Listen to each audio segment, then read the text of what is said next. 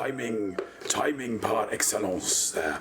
What ho and welcome to another exciting installment of the Lyttle Massive with me, your host and co-pilot, Commander Jack Lyttle. Happy Sunday, one and all. How are we? How are we all doing? A bit quiet in chat, but that's fine. Sundays are for being quiet, aren't they? That's what they're about. Yes. Well, here we are on some sort of planetary moon thing, orbiting a gas giant and checking out some kind of, lobster thermidor, I think they're called. Which is pretty much where we left off. It is indeed exactly where we left off from last Sunday on our Distant Worlds 2 return. We are heading to WNL, ultimately, where we are going to sell lots of data to support Ed's 38. Yes, that wonderful faction. Let's salute the faction. Salute it. I can see you all. Some of you aren't saluting. There we go. That's better. Right. So, what to do? Welcome to the stream, Wolfie Foxdale. You've run out of corgis? Well, why do you should invest in a little, not as many. You don't get as many emoji for your buck, admittedly, but, the offer's there. How are you, Wolfie? How are you? We should probably get into the game, shouldn't we? Right. There we are.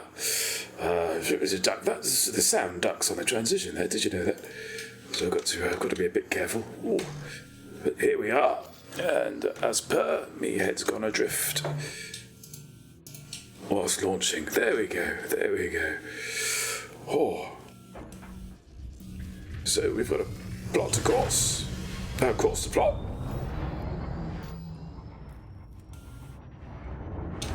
Should probably do that. Look at that. Isn't that wonderful?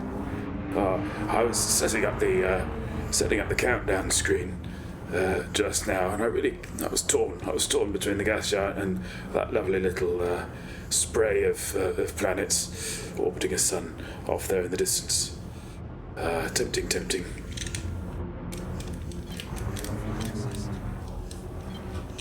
Hang on. Why am I not? Ooh, that's curious.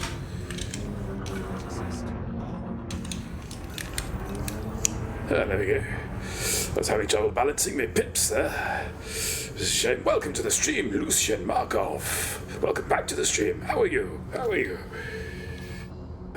We are going to get into Super Cruise. Then we're going to work out what course we're going to be pursuing tonight. It's slightly more complicated than usual. Because I want to hit some unscanned. I want to hit some what I like to call virgin systems. And I don't think we're going to do that if we do that much if we're following a straight line from Beagle's Point to Colonia, because that'll be a path well trodden by our fellow commanders. Let's see what we're doing. Let's see if we can't improve on it. This is where we were initially heading. This is our initial waypoint. Somewhere in this hot mess of systems. So what I want to do... it's interesting. Is go up. That's going to be too far now to plot. Yep.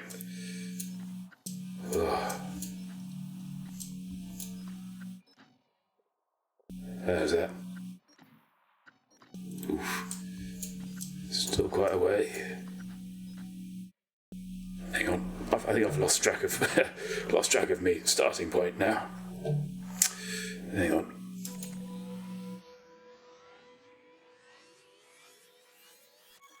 Yeah, there we go. If I could chat, I would. You're my top 3. That's very kind of you to say so, Wolfie. Thank you.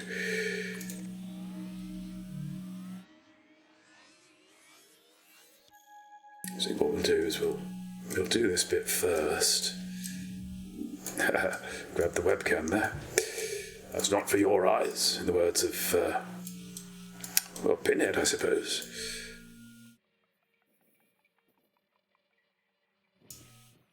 I think we've gone too high up now.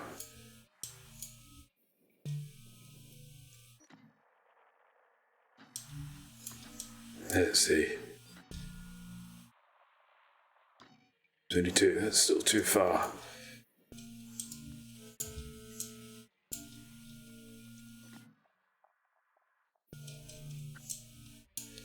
Oh, we'll get there.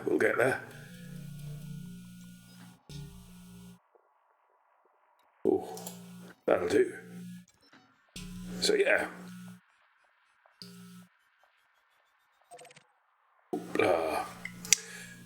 So that's our ultimate route, but we're not going to be doing all of that today. Just to be clear. Yeah, this is, I believe, Colonia. Over here.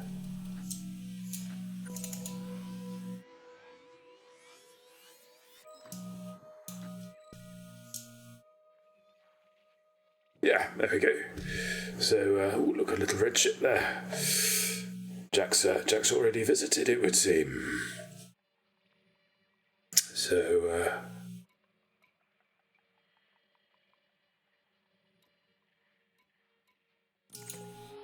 yeah.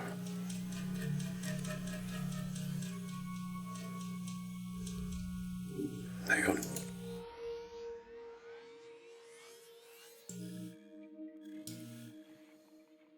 Oh, I see what I've done there. Hang on. Which I think I've... Right. Let's... Enough of this shilly-shallying, shall we? Let's, Also, actually heading more towards, towards Sag A, really, aren't we? But, above... Yeah, I think that's fine. Oh, we're getting somewhere. Oh.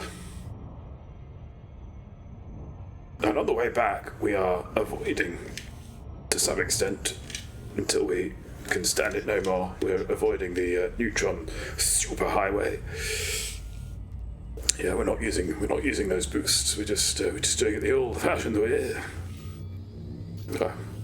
Gave overall Bill Patterson there, didn't I? Bill Patterson, who turned up, I noticed, in episode 3 of the Netflix series Good Omens, based on the novel by Terry Pratchett and Neil Gaiman. Yeah. Which I'm rather enjoying. I think the biggest laugh I've had from it so far was, I'm not sure if it's a spoiler, but it's when the camera doesn't go through the window. Let's just say that. Roared at that. Beyond that, I think it's just been quite pleasant. Smiles. Occasional darkness.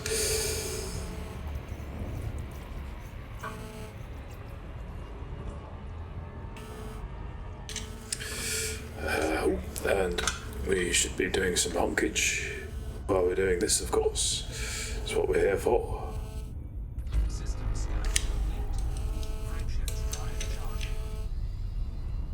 We've only got 283 leaps to do to get to that first waypoint.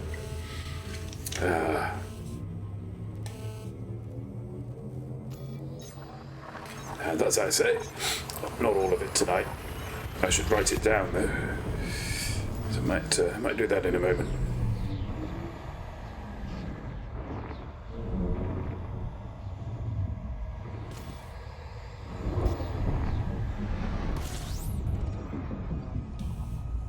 Honky.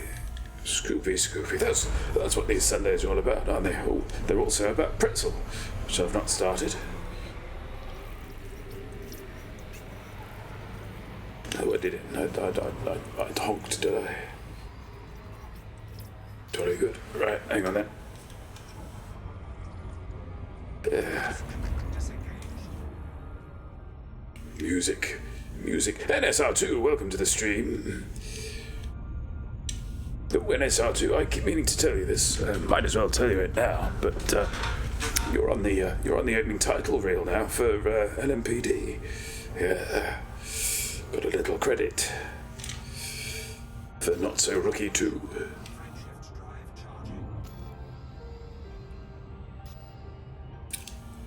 Wait for that to come back online. Thank you. It seems familiar. I like it, whatever it is.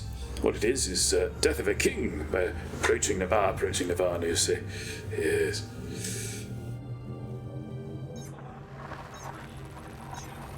How are you, NSR? How's everyone's weekends been?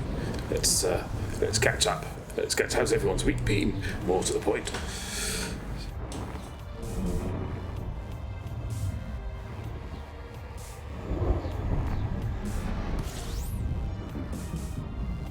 It was just docking. Jolly good. Someone's got to. 40 bodies. Shall we? Super stuff on the titles. Ah, well, you know. Quite literally, credit where credit's due, NSR2. That's what I say. It was your idea. So there we go. I'm currently doing a bit of repair work for Ida. Oh, yes. Excellent stuff. As you know, the Thargoid menace has brought several stations to more or less to a standstill. We don't need to do that check. Let's just... Yeah, there we go. Yes, to a standstill. So, Ida are corralling commanders into supplying those stations with the necessary resources with which to repair them. Of course, another thing you can do, of course, if you're friends with a station, is that you can nip outside and use your heel beans on it. That works too.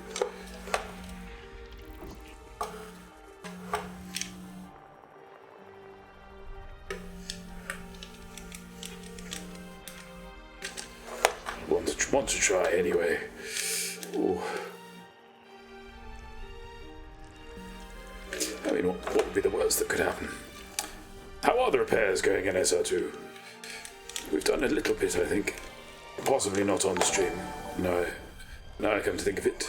Yeah, may the 4th month be with you, Ah, Dak07. JJ, thank you very much for that subscription, you dear heart. Welcome to the stream. We might have to break out some Capri Sun if this carries on.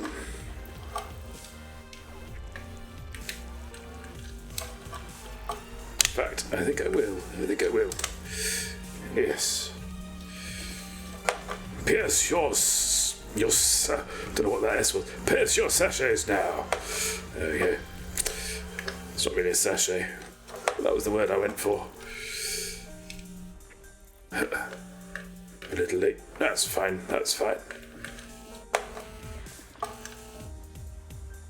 We run a loose and friendly ship here at the Lyttle Massive.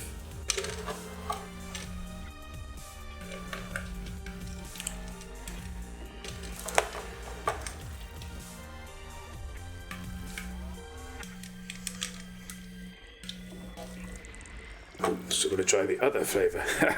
Yes. We've been debating at length whether we should bring some Capri Sun with us to LaveCon. I think we've decided against, ultimately, because as much as they are a lodestone of one's childhood,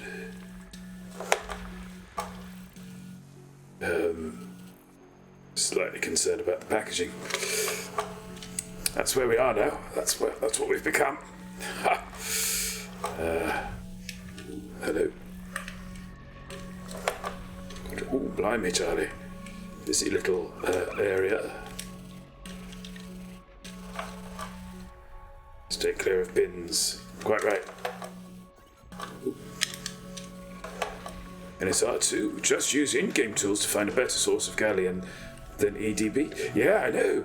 I was, thank you for mentioning that, NSR2, because I was doing that, as you know, we are pursuant of a serious permit currently on the other account. and in order for us to gain access to the engineer Marco Quint. And so I did a little bit of, I did a couple of fetch resource fetch missions. And on both occasions, I managed to do it all just using the galaxy map, which I think veterans of the game will understand. Not a huge option before, so it's rather spiffing, rather splendid that it's actually become quite useful.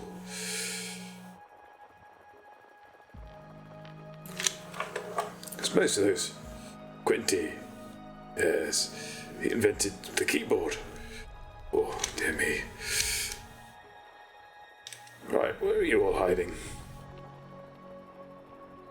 There's not another star, is there?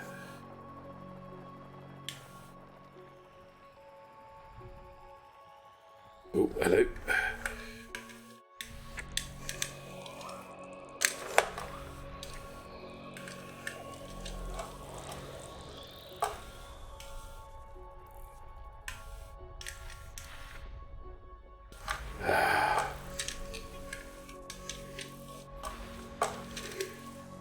Oh, it's like they updated the game with some sort of update or something, isn't it? Isn't it though? Yeah, it's beautiful, really. That sort of polish they gave the trading tools, hugely effective. Because I think the problem was that when this was a beautiful little 8-bit game, and I suppose when it was a beautiful little 16-bit game in the early days, we were all sort of pen and paper by the computer sort of gamers. At least a lot of us were.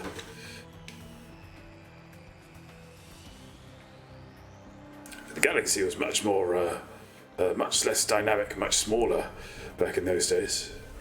Are you still glowing?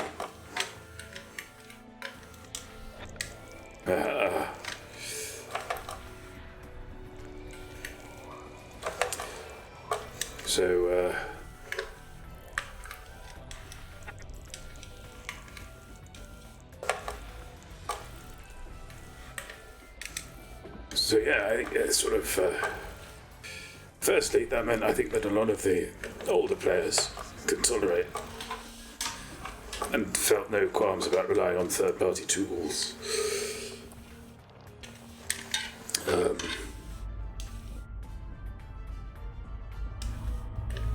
To decide it's pretty cool that there are still free updates for a game that's been out for so long. Quite right, in SR2. As I understand it, the income from the cosmetics is rather handsome. Oh my, look at that. You see what I see? Yes, mapping opportunities. Well.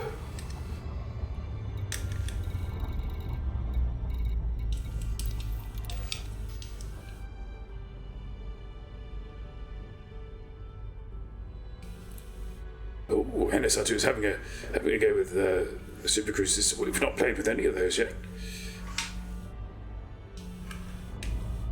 I'd like to, very much.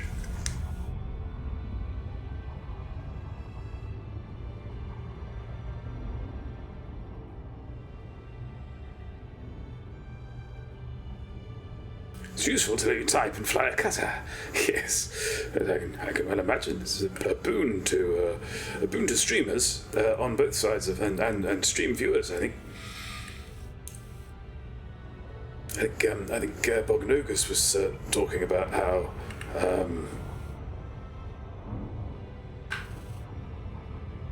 it's lovely that you can just set it off and then keep half an eye on it, of course, because it's an assistant. It's not perfect, but that you can sort of make sure you're caught up on chat and are in the room, as it were.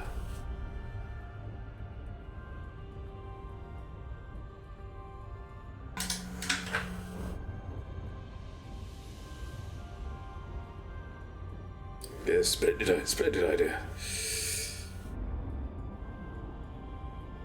But yes, I've not used it just yet.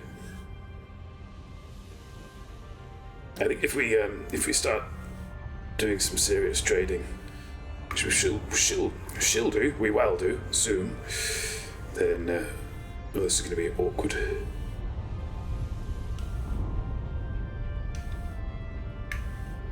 Hello, mate. I've come to give you a little probing.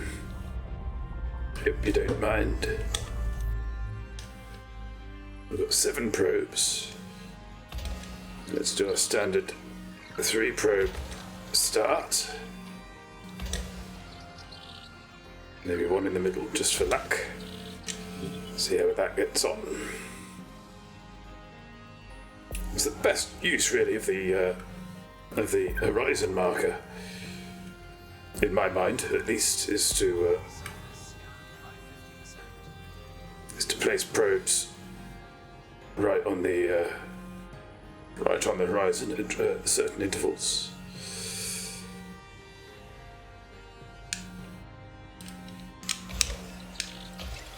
Oops, oh dear, that was a waste of a probe. I think I'm having some slight problems with one of my shift buttons. That's going to be fun.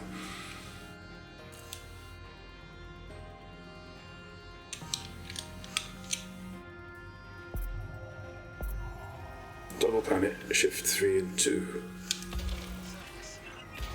Oh, there we go. Oh dear, I've gone crazy-oyed.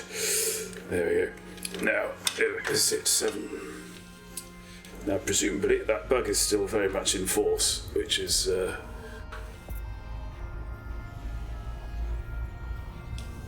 where are you? Oh no, that looks good. That looks good. Oh, ish.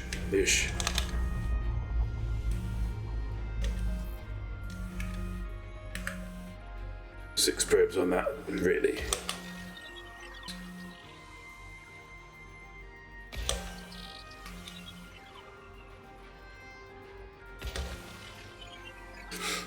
We shall see.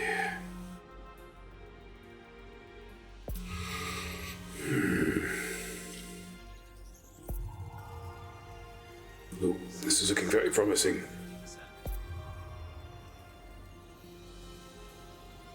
Yeah, splendid. 3 probes, that one.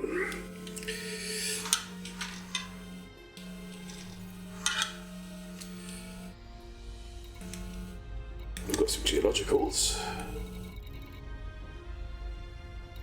We won't worry about those just yet. Oh,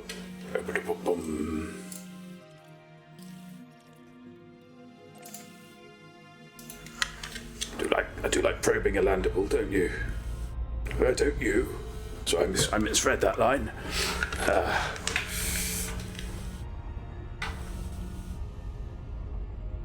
So NSR2 is healing stations.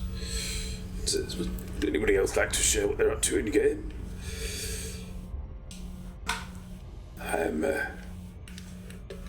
Every probe you send, I don't know if you know this, but every time you send a probe down onto a planet's surface, you make a new Spock. It's true. It's a true thing. So it's quite a nice thought, isn't it? Got some new jokes that I've been workshopping. My first one is about phrenologists.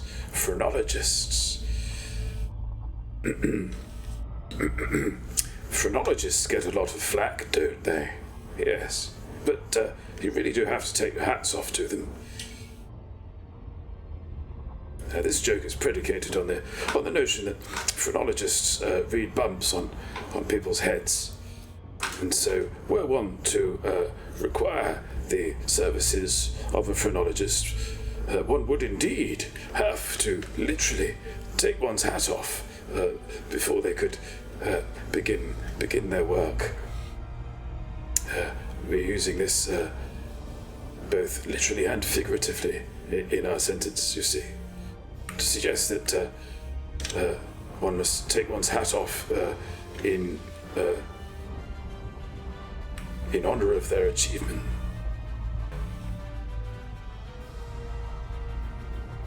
Oh, look a little.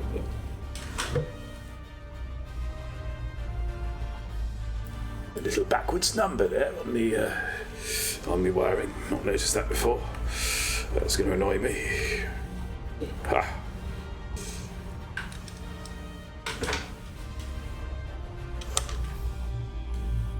There you go.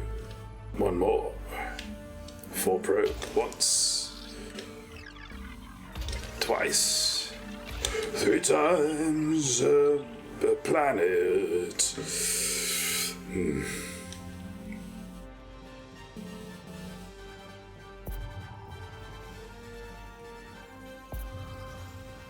You'd be delighted to know I've discovered that Twitch Signals gets on rather well with me microphone. So that might be something. How far are you from Seoul now? Are you? Let's see, shall we? Quite far. I can say that much.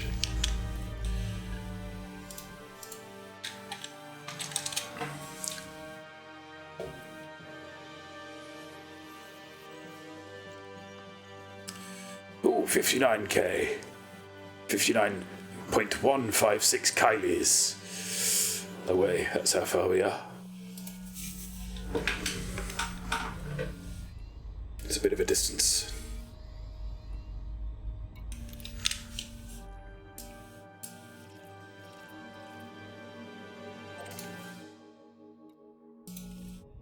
Welcome to the stream and curtains. Quite far. Pretty far.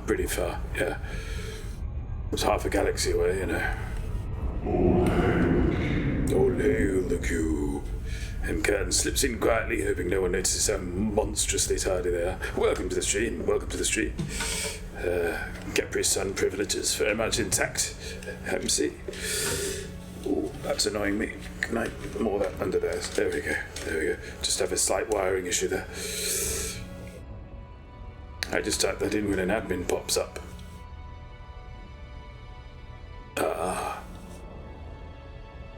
That's reasonable. Any admin, yeah.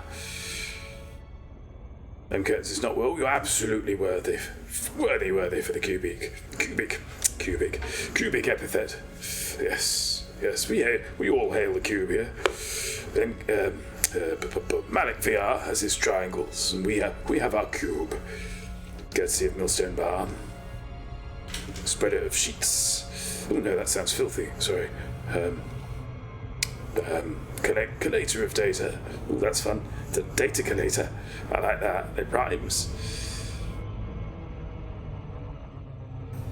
Great stellated dodecahedron, maybe. Oh, we do like a stellated dodecahedron here at the Lyttle Massive.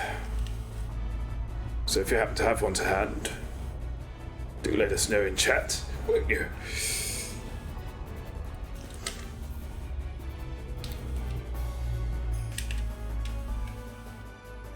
Six probes again.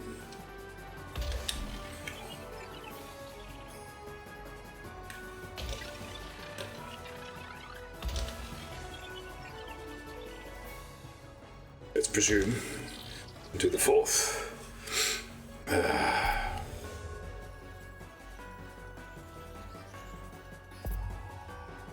It's much harder to do with the bug.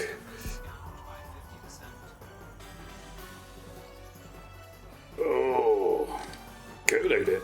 I'll co-load it. Let's try there. We should do it.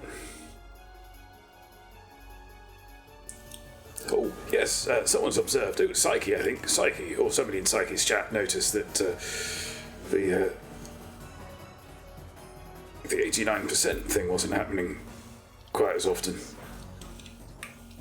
So, when you're scanning a planet, when you're probing it, once it hits 90, it auto-completes. And there seemed to be a thing where a lot of the time it would stop at 89%, which is a bit of a Peter, as it were.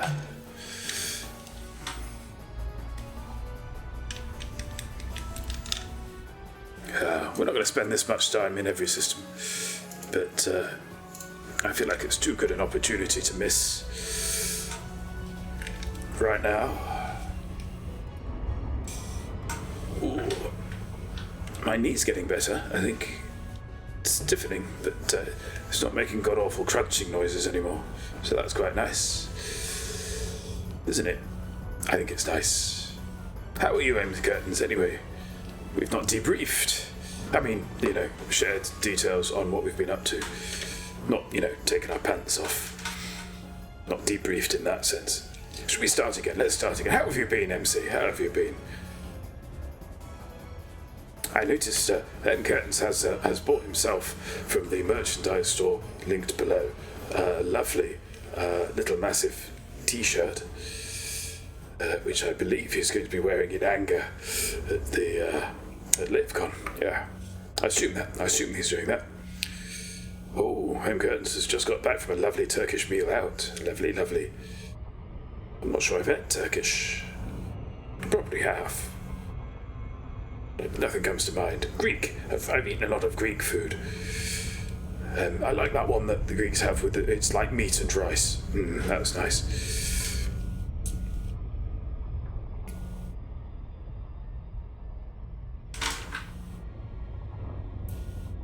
Boom, boom. Was it for a special occasion, MC? An anniversary, perhaps? Oh, the TLM t-shirt at LittleCon. Good. Oh, at LittleCon. Yes. Well, 2020. Newbury Stackis Hotel.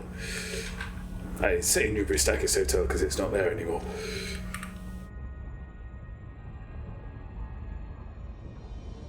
That's the sort of referencing we like here at the Lyttle Massive. Can you come a little closer? Small fringe con in the pool area. They've gone, oh, absolutely, yes. Why not? Why not rebrand it? This is tiny, isn't it? We're still out of range. Now we're going too fast.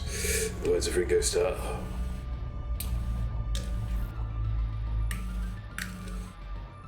Oh yes. Now I was going to I might do my Dalek impression later because I've not done it on stream before. It's a tricky one.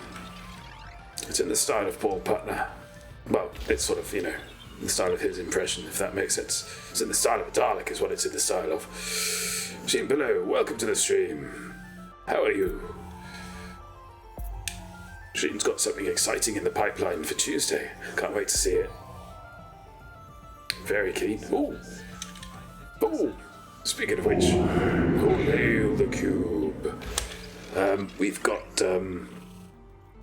our LMPD system already allocated. Sheen below is late to the game, but not late for this cold piece of circus. Right. Oh, I like that one. What are you gonna do? Come on. I don't think you're gonna do it, are you? Nope. Okay. One round the back. Also, I do that for non-admins, apparently. Yes, NSR. Yes, why not? Yes, so this Tuesday we are going to be in Lima Hotel Sierra 2429. Alert, stand by your stations until further instruction. How sensitive are your nipples? Well, my nipples are quite sensitive. They saw Bambi and cried for 2 weeks solid. It's pretty sensitive. Oh dear. Right. Boom. NSR2s are very sensitive too. Some non-landable HMCs.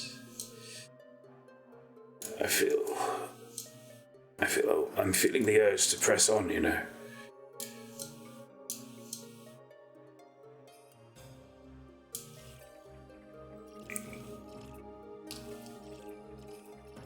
Let's do these two, and then we'll get going. Because we can't spend our entire life probing, can we? We're Roger Cook. No. I could detect temperature and touch with mine. Well, I think that's true of most people, MC. I don't want to sort of mark you out, for criticism on that front. But I think unless you're giving us degrees Kelvin, I think that's fairly standard.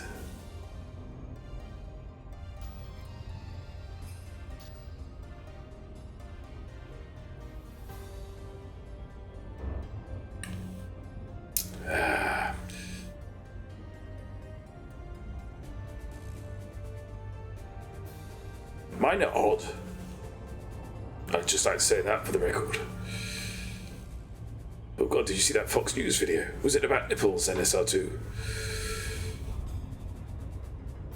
Don't think I remember seeing any nipples on Fox News. I don't really watch Fox News. Faux news, I call it. That joke works better written down.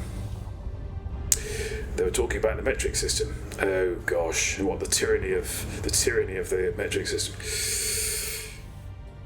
I think was it Tucker Carlson? I think it was Tucker Carlson. Yeah, I think I heard of it. I didn't click it because that's what they want, isn't it?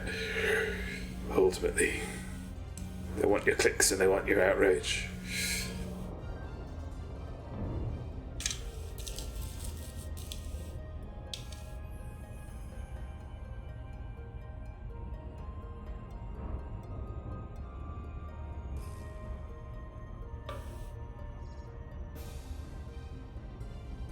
This is slightly less interesting because it's not landable.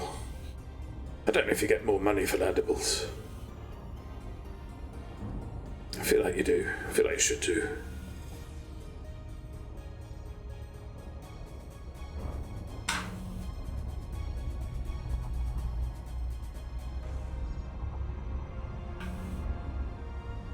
Oh, hello, we've got an update that we never asked for about the cat poo. So the aftermath of the cat poo behind the TV incident, writes Sheehan below, a week or two back, it's drawing to a close. There was a trip to IKEA and recabling is more or less finished, but I may have to cut some holes to make the PS cable fit. Very good. Are you getting trunking? Are you getting trunking? Just like saying trunking. Trunking's one of those words that just satisfies. I'm not quite sure why. It's probably best not to think about it too much.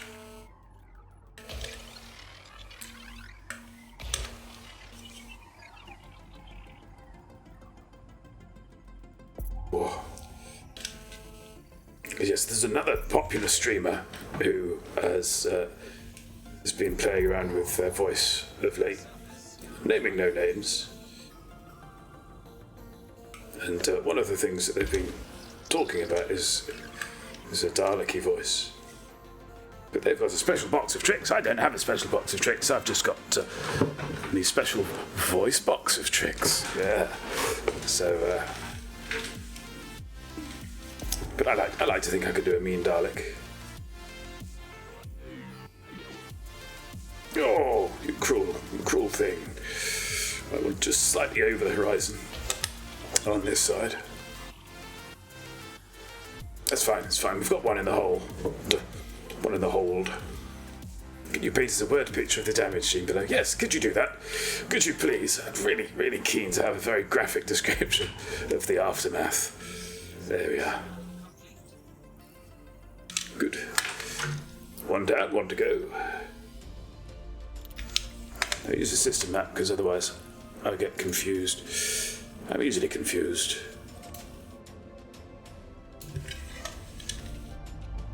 It was not the picture. It was the smell. Ugh. I was awoken this morning by a cat outside doing a very sort of vocal mewing. Not sure why. There was a couple of black and white cats who hang out together occasionally in the back garden. And they were hanging about this morning.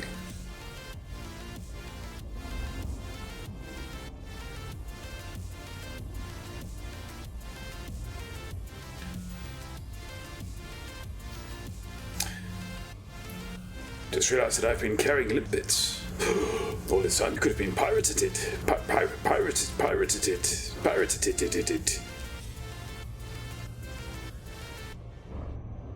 I love it when they do that. You're in a hatch-res zone and you're watching a battle take place between a miner and a pirate.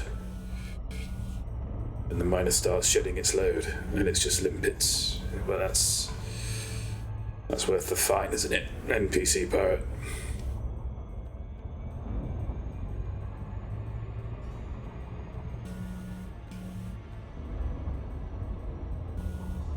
Okay, so we'll scan. We'll probe this, and then we'll be on our merry.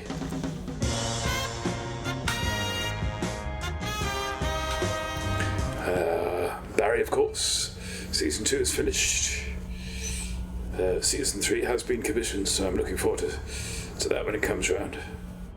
What a cliffhanger it left on as well. Oh, spoiling no spoils, but blimey, I'm not even quite sure what it meant fully, because I've got a feeling it's going to transpire that somebody's got the wrong end of the stick. They were given a message, but they didn't do far. Last. Got 16 tons of space each run. Oh, that's frustrating.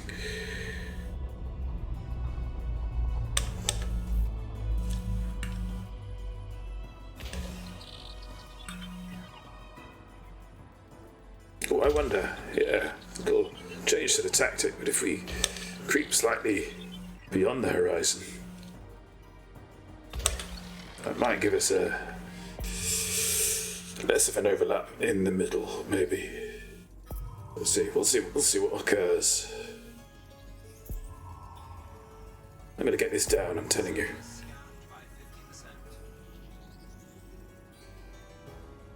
Oh. You rotter. Right. Around the back it is.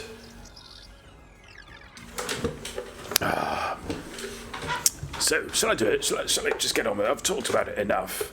I might need to wet my whistle first. Let's see now.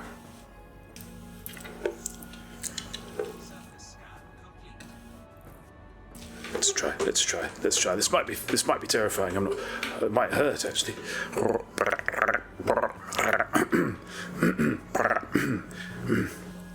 Let's see now. Let's see. Oh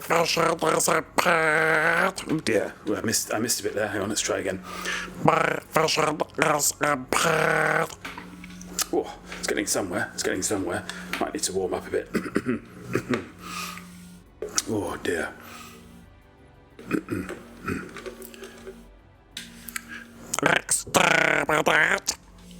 Oh, there we go. Oh, it's a bit. Is there anything you'd like me to say? I can't say everything because of how it works, but certain things I can say.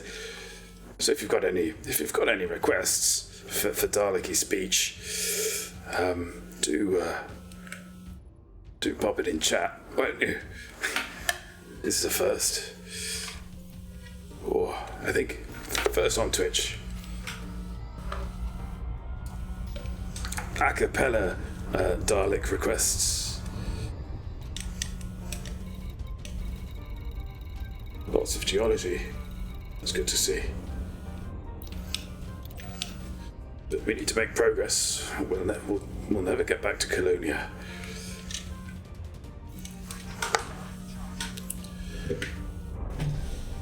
Jimelo, coming forth with this picture. Imagine dropping a yogurt over the dusty, tangled mess of cables behind a TV, and Freeview, and PS4, and Switch, and network heaven.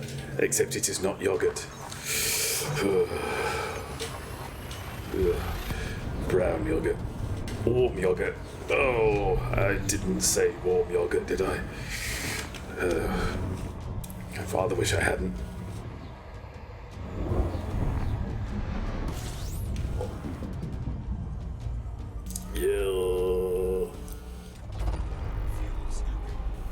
Was there sort of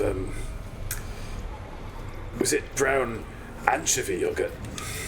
Was that the flavour of yogurt that it was?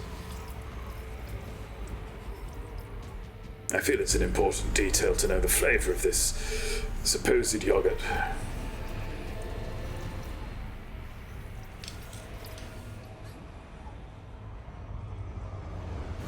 And gets yes.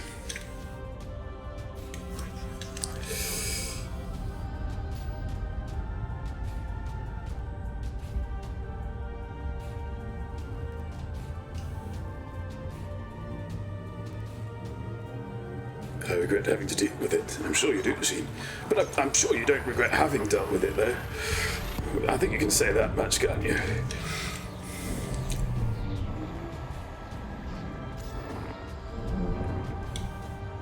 Yes, philosophy for you.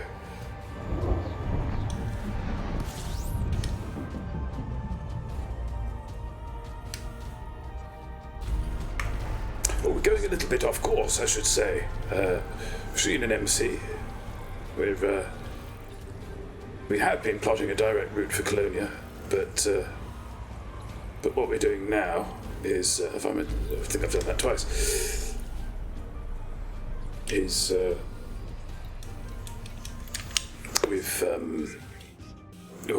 I'll get words out. I could do talking. Yeah. We're flying up and then in the galactic disk to try and hit some unscanned systems. Because if we take a direct route to Colonia, it's going to be a slightly well-travelled path, I think. So we're just trying to mix it up a little bit. It's lovely now, right, Sheet? New furniture, neatness, area no longer accessible to cats.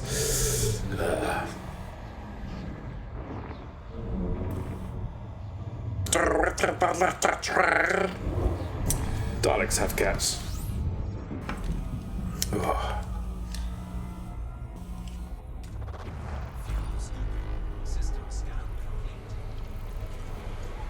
The thing with doing the Dalek voice is it's only really one register you're given, so everything has to be in that register.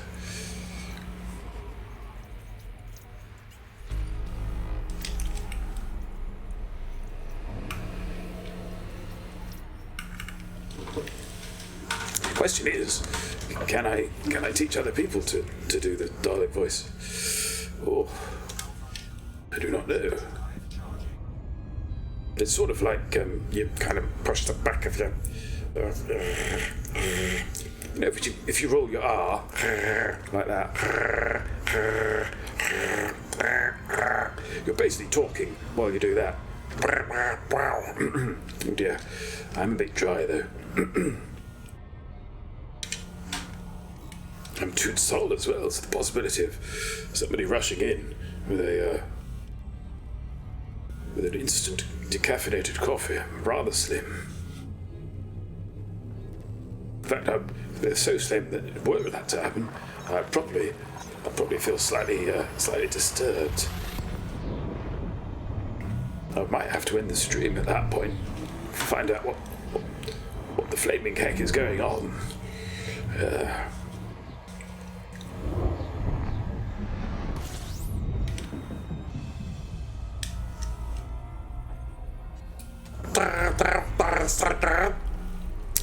Turned out nice again.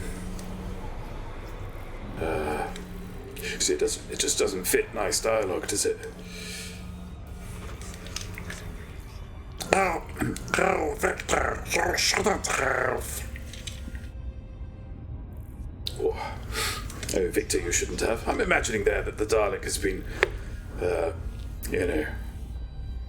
not expecting very much for his birthday, but then Victor's sort of made him a big cake or something. Got him tickets to see Hamilton. Yeah, something like that.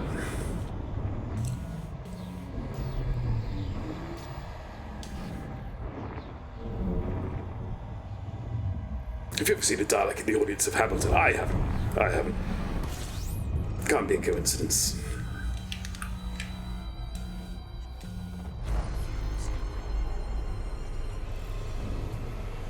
Who is Victor? That's a good question. I think the Victor might be the Daleks' close personal friend. They're not, they're not together or anything. It's just sort of he's the confidant. Is the chap who's always there. There's a tension. There's definitely a tension, and all of the mutual friends of Victor and the Dalek, kind of wondering why they haven't quite got it together. It's been suggested a couple of times when when they've been out on the town and both are in their caps, they always laugh it off. It's quite sweet, really.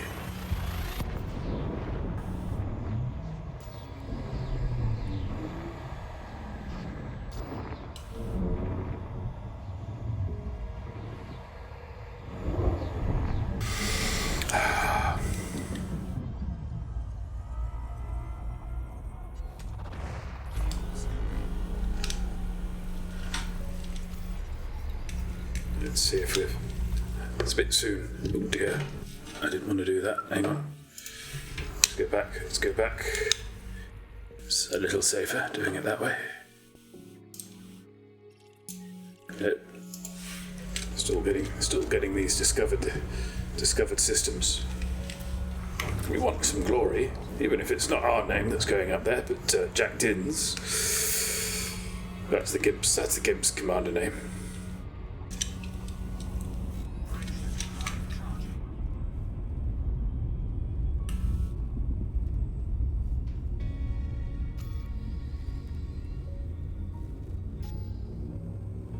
Just another 275 jumps, and the other jumps to go. Now, one of the things I'm quite keen to do once we get back to Colonia is free up the Sundays. There we go. As you know, traditional arrangement has it that Tuesdays are LMPD nights, and hang on. Yeah, that's what I thought. Right. And Sundays are Distant Worlds 2. Thursday is Free Swim, but we've been rather using the Free Swim nights to work on our LMPD builds.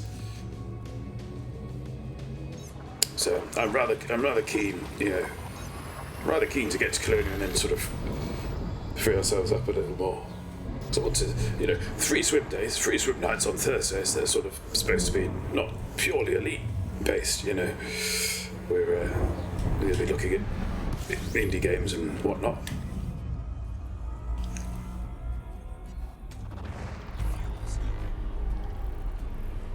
Press on with Alien Isolation.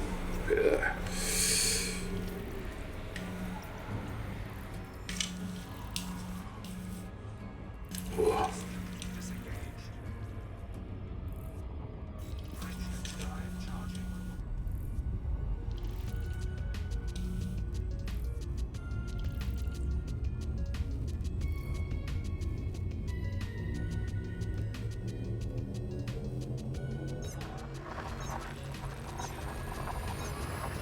This is chilled, isn't it? Oh. Yes, Jack Little's boy is out at a musical concert tonight. Improvisational jazz, I think.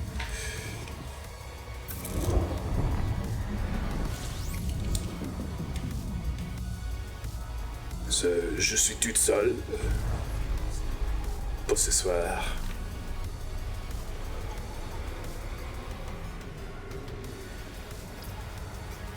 Which means we might be able to run over a little bit,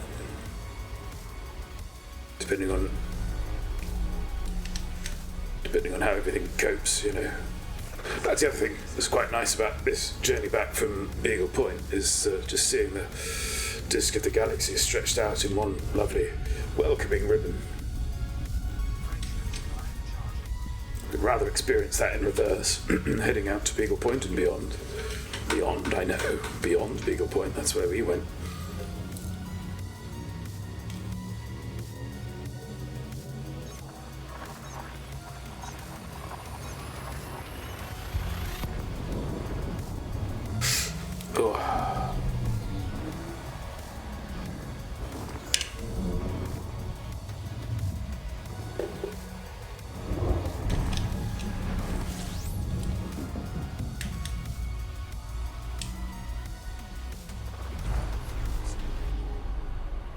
Oh, did anyone see that story about the woman who was being winched onto a helicopter? She's being rescued by a helicopter, and the gurney that she was on started spinning. Yeah, that's the one, MC. Oh, terrifying, terrifying. It's one of those ones as well where, you know, she was fine. Somehow, after all of that, she was fine. Oh, not sure. Not sure I'd have, yeah. I mean, I suppose, to some extent, if you were strapped into a gurney and otherwise incapacitated, yeah, you've just got to blooming get on with it, haven't you? Something like that happens. But, it's not fun. It's not fun watching.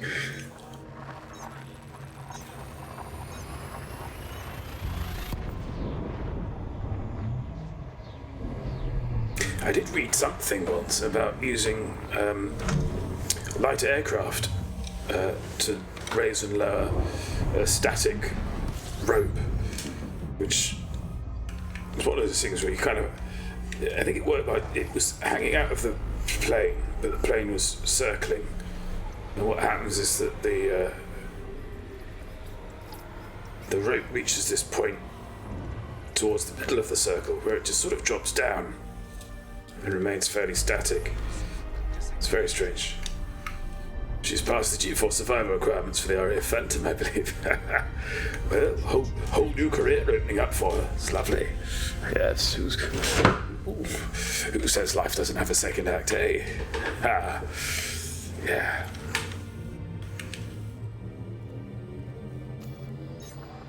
There's a James Bond film where someone tries to kill him with a G-Force simulator.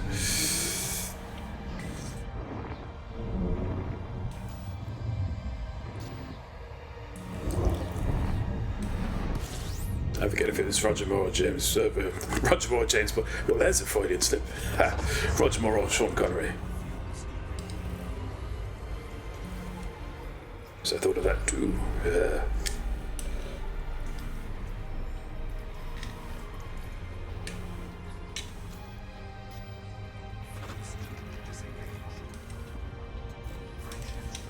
Oh, la la. Lovely. Oh, there's a very light G-force effect in Elite Dangerous, of course. You sometimes grey out a little in the planetary stuff. Them curtains, I've won some Pride emotes from Twitch. Would you like to see? I'd love to see them, MC. We're LGBTQIA plus friendly stream, obviously. Well, I say obviously, but it is, you know. Is that a dancing bear? I can't quite make that out.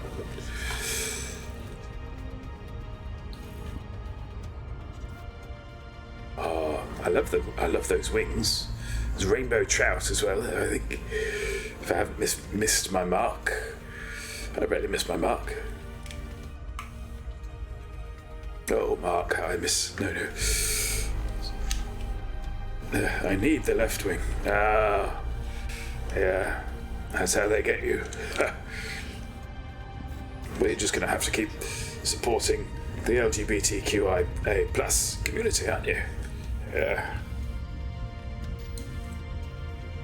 And then we'll see what happens.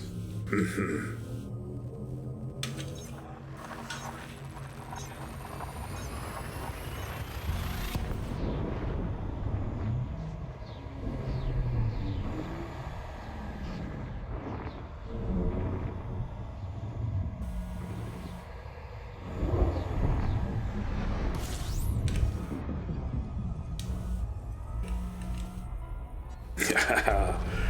Well, I'm like a little gay angel. A gay angel, if you will.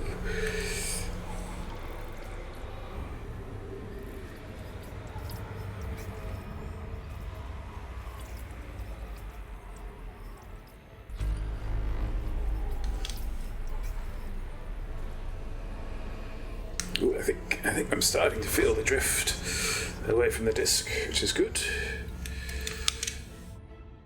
Don't think we're hitting any. Oh, or are we? We are, look at that. That was quick. Yeah. And there's nothing to do.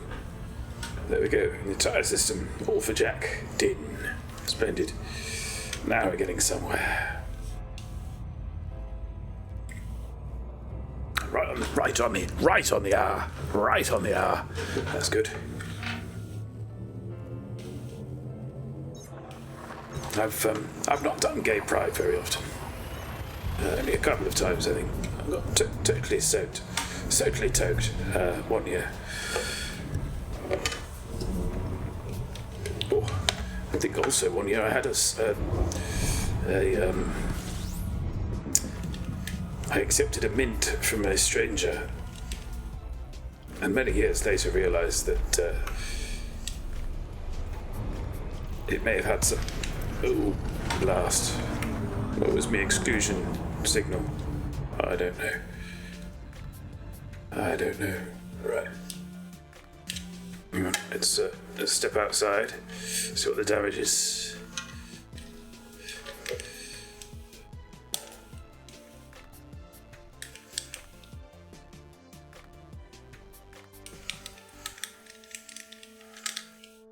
Alrighty.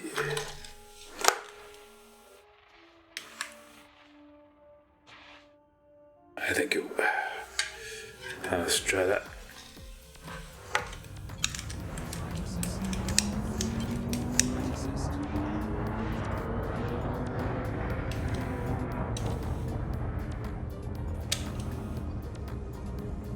Might as well do this at the same time. Don't do drugs, kids.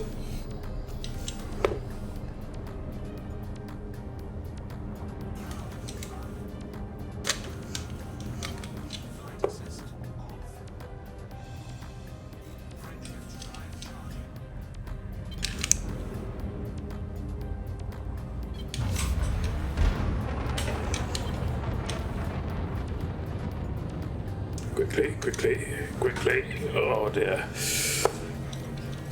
Oh, blew me tight. I forgot about that bit. Oh, this is fine.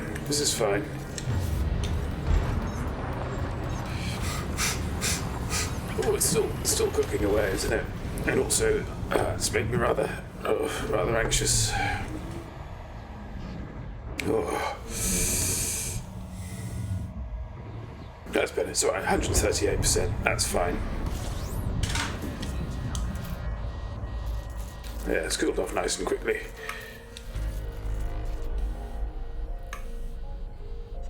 We have a field maintenance case as well. So everything but the hull, which is an excellent band named after a furniture shop. Yes. It's funny, actually, just having said that, I think that's the first time that I've associated the word Hull with the town Kingston upon Hull, and by extension the river. They're the same words, but I've never really put them together in my head before. Wow.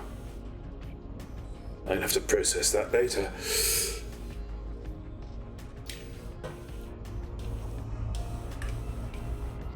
Okay, that's alright, we've lost 3%.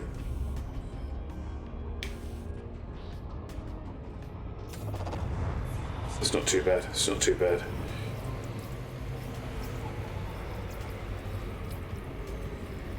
Excellent use of the Colo fire emoji there. Did you finish your mint anecdote? Well, I can't go into too much detail, but I did have a rare old time after I'd had the mint. For years I put down to the, I think 2 tins of lager beer that I drank.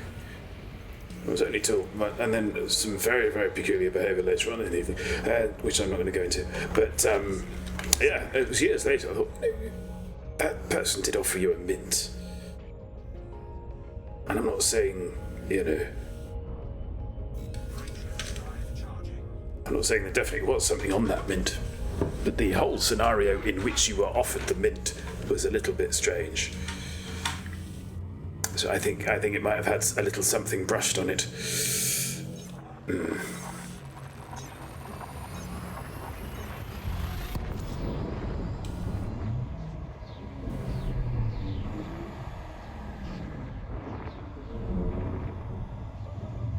Like ketchup. Not like ketchup. No, not like ketchup. Certain types of preparation that may have a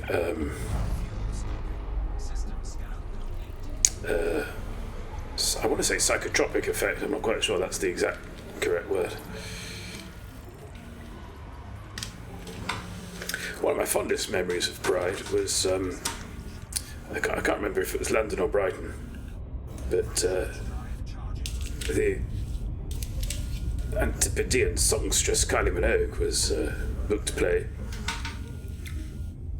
and she comes out on before they bring her out. I think before they bring her out, the MC of the evening, he sort of says, "Now we're going to bring Kylie out in a moment. She's going to sing a new single for you all, but before she does that, what we'd like to do is get some people up out of the audience who can then be on stage and can dance along with her to the single."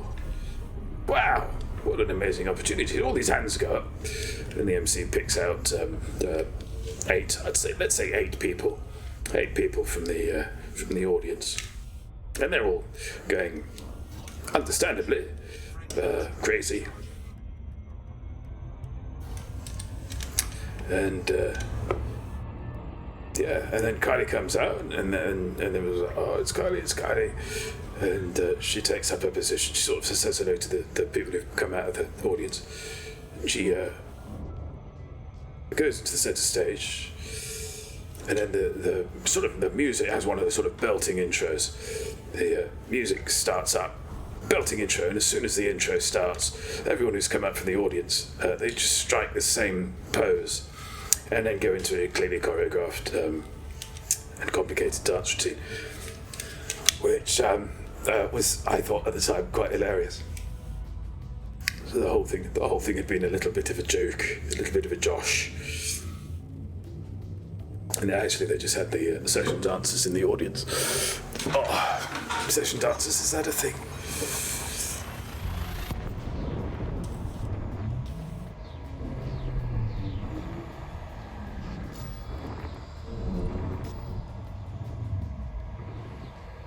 It was a lovely touch, MC. Lovely bit of fun, which is what the day's supposed to be about. Ooh. I think I may have done something dreadful to my route plotting, but we'll persist for a moment. Ooh. Yeah, should do that.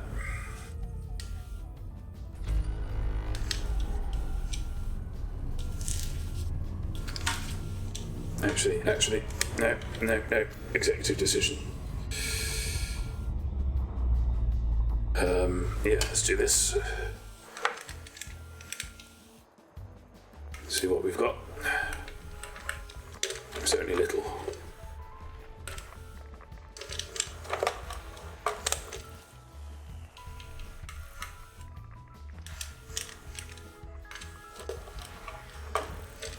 I see bodies. I see dead people. What? Oh, I see eye paints. Hashtag no sponsor.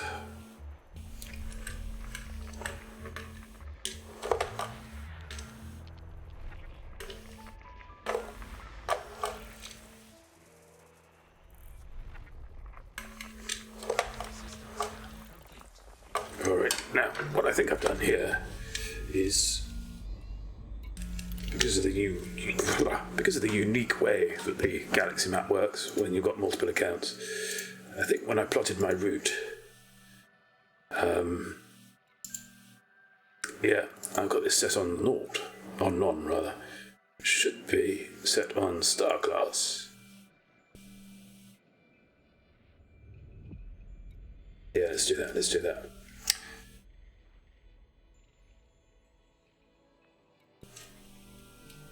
So presumably, apply filter to route, yes.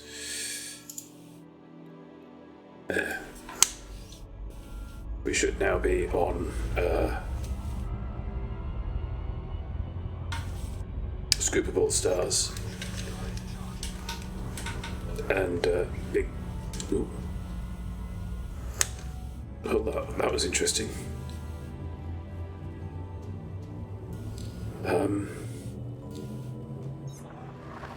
Oh. Yeah, the filter being positioned across accounts is not. It is a bit. I think something weird happened there as well. I think the route map reached back to us. Maybe, I don't know. Maybe location dropped off. Oh, and there we go with another. Yeah. Okay. I think something. Yeah, I've lost my route now.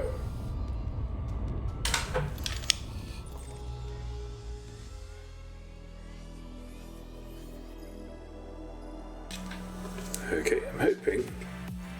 Well, this is just to show you. That's where we're heading. So it's quite high up in the disk, and roughly the right direction.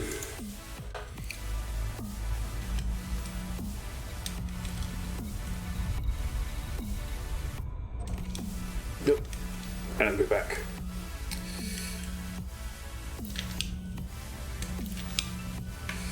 Good stuff.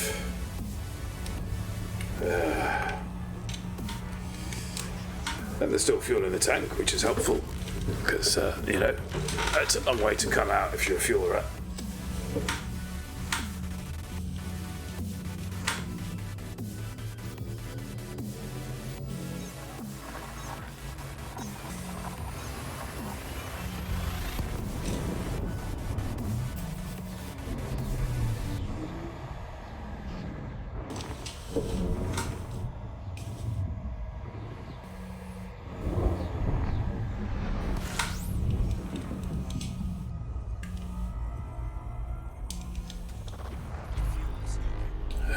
So I might do a few passes here,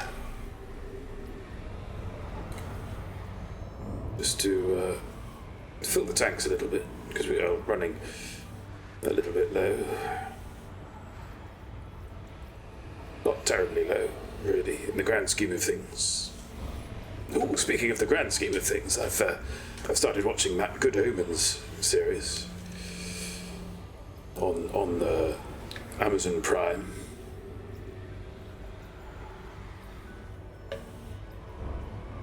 It's a very warm show. It's I've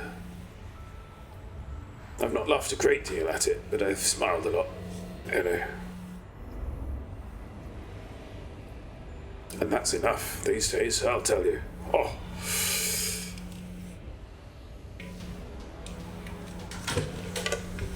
When you're having to deal with, Tory leadership contests and state visits and whatnot. Pratchett is sadly missed. Isn't he just, Cleo? Isn't he just? If I can call you Cleo. I've not read much Pratchett. I loved Truckers, the animated series called Truckers, which was phenomenal, and Good Omens I read. I think what I've been enjoying about the series is that I've read Good Omens so long ago that only a few little bits have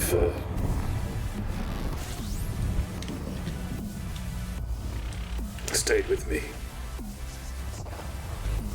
So it's been a quite nice sort of half remembrance, half Discovery sort of thing. Lovely to see Josie Lawrence as well on our screens. Much missed. Truckers 3-book set. Carpet People is good. I must admit, I did try with Discworld, but I didn't get on with it. But that could just be me.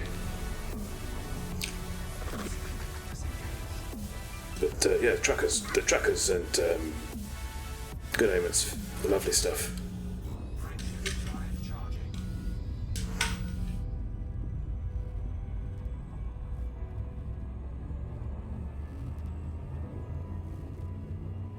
I think the funniest joke that I've got to so far in Good Omens was, I don't think this is too much of a spoiler, but they do that thing which happens in quite a lot of shows, where they'll show characters arriving in a building, going through the front door, but then the camera will sort of move, move through space and go in through one of the windows, like through the glass, and price is slashed. Terrifying. The description of rain as being when water comes out of the sky in bits. Yes, so this is sort of, they do that a few times, and then there's this one character who seems to be operating under some sort of a curse. Breaking the fourth window, indeed. And the camera tries to go through the window, but it's a sash window, and it just bounces off the wood frame of the window. It's very funny. I think as well is it sort of followed on from a very, very showy version of it. It even had a sound effect as you pass through the glass. Pass through the glass. That's me. That's me down to two for T and T for two. But yes, I have a variable short and long A, depending on how the mood takes me. Or, just the flow of things. So sometimes I say grass, sometimes I say grass, sometimes I say nothing at all. But, yeah.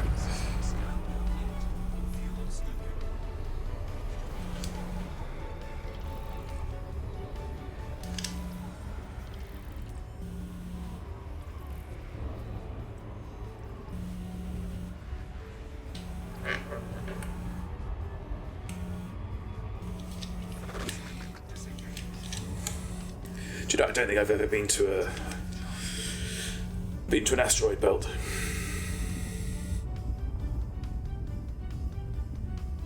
I think it was suggested to me early on that there's no real point of going to them. And so I never have. Have they received any love over the years? I'm not sure.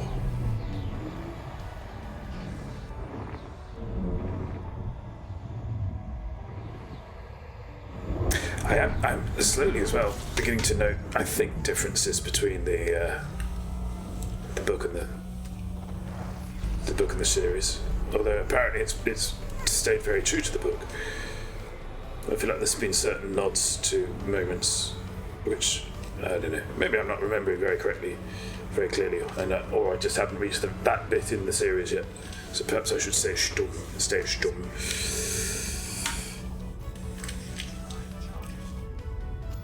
One thing I would like to see is some of Robert Rankin's books filmed.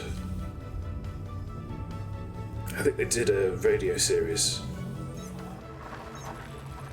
of Hugo Rune, but yeah.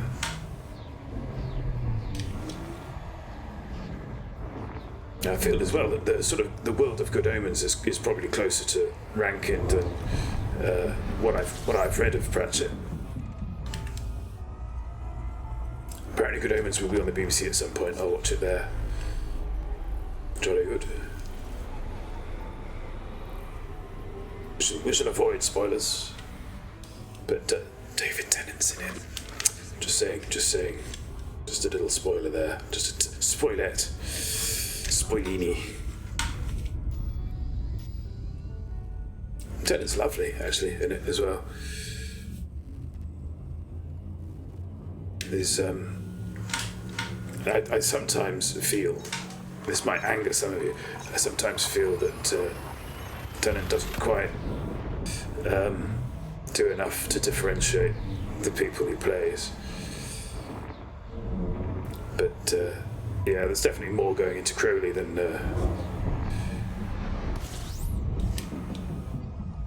normal. He has one character, yeah. It's usually, the Doctor plus, isn't it?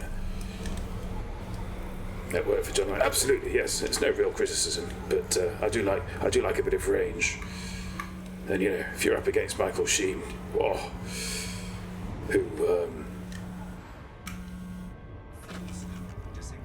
it's very, very sort of there's a word I use which is transformative, and I use it wrongly, but very sort of transformative actor. I think all of them. I think of them all based off his Casanova, which is absolutely, yes. That was Russell T as well, wasn't it? Russell T Davies scripted Casanova, which is how he got the gig, I think, more or less.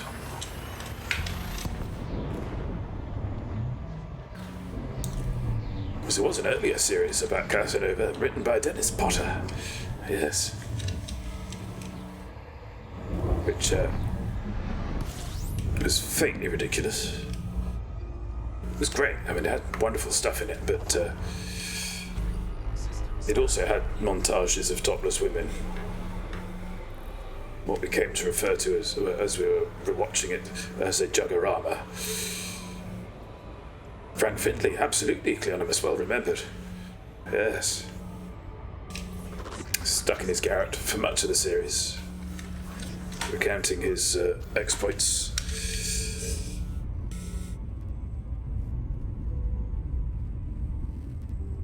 It's one of those shows that was a real sort of who's who of British character actors of the day. Which is good ending, as I remember. I can't quite remember how it finished.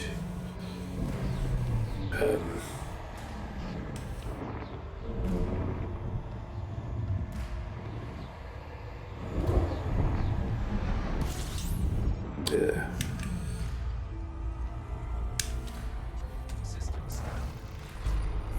I remember him escaping. Was that the ending? For much of the... he was in hospital and persuaded the nurse to let him... oh my.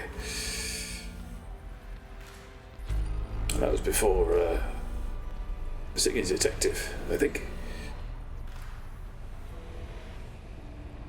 That was peculiar.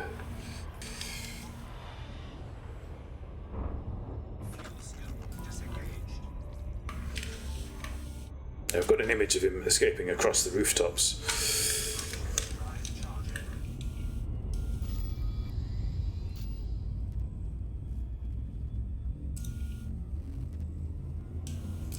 Another classic, yes.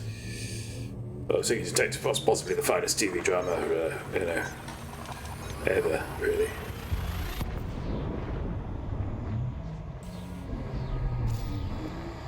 If you get the chance, do pick up his collected writings. What was it called now? Oh dear, that's embarrassing.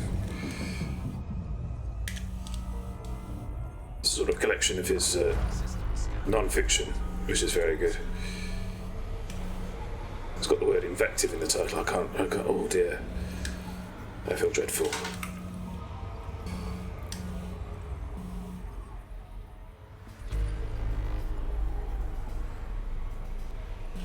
But yeah, lots to love there. Pennies from Heaven, of course, I think was probably his sort of breakout show. That was the first one where they had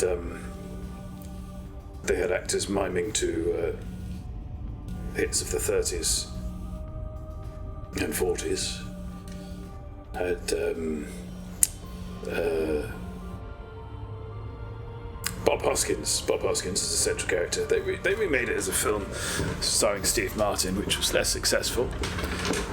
I think the thing with Potter, when Potter retooled his TV for film, they sort of became slightly different beasts, which is fine, really, because film and television are different beasts.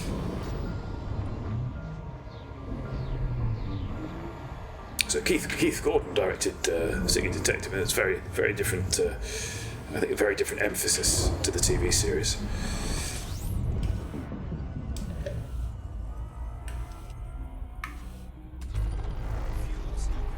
And of course, it was Gordon's Singing Detective that got your Robert Downey Jr. Back into sort of public acceptance.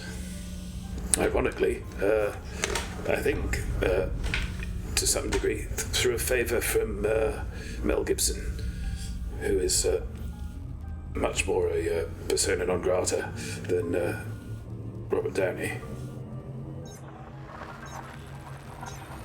Downey was even at the time, I think.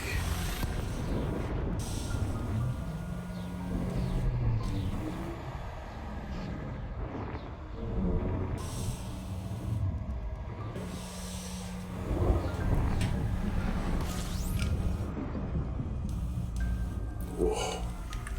That was a journey.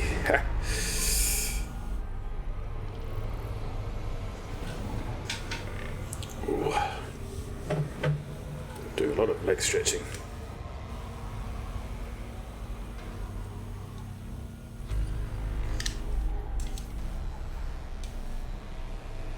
How are we doing? 8:26. We might stop off for a little.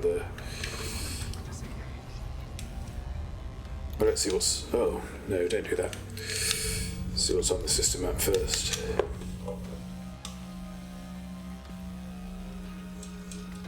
Yeah, more virgin territory by the look of it. I'll give them bloody seaweed finger bowls. Lucian Markov there, plumping for the finger bowls. So we usually credit Orange Spark. It's his sound effect of choice. Not sure why.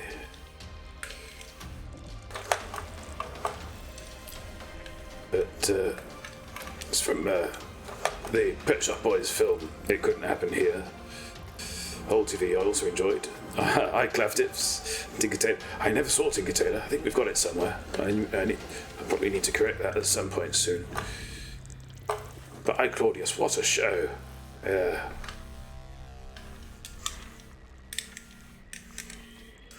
Wonderful turns from I think from a lot of people who you might not have considered capable of the roles that they were in. Brian Blessed, Clavdips. My dad always called it Clavdips. Yeah, it's because of how it was. Yeah, it's because it was how it's written on the thing. It was written in Roman letters, you see. It's in fact, the opening titles of Blackadder 2 is basically a parody of the opening titles of I Claudius.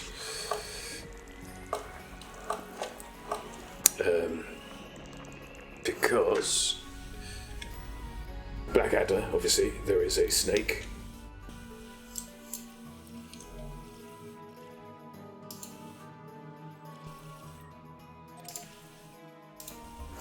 And at the start of I Claudius, the opening titles was of the snake skittering about on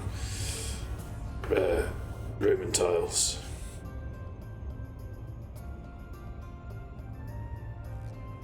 So it's quite a nice little point of reference for the Blackadder people, I suppose.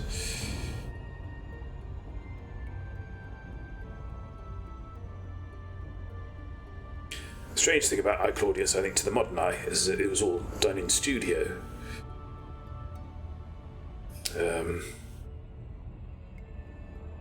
Sometimes with almost cheeky inventiveness. So there's scenes where they go to the gladiator, what do you call them? Let's call it a gladiatorium. And you think, well, how are they going to do this in a studio? And of course, you just see the royal box, basically. You could not do it on location. All that cavorting. I think it could, get people to cavort. To get people to cavort in another direction, that doesn't make any kind of sense. Don't know what I meant. Ugh.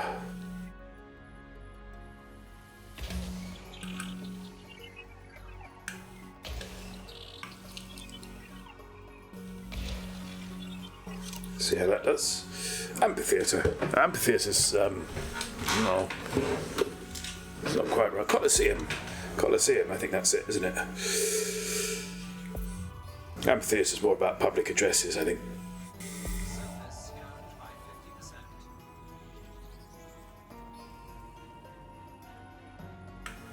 Well, some marking should help. Am I too far away?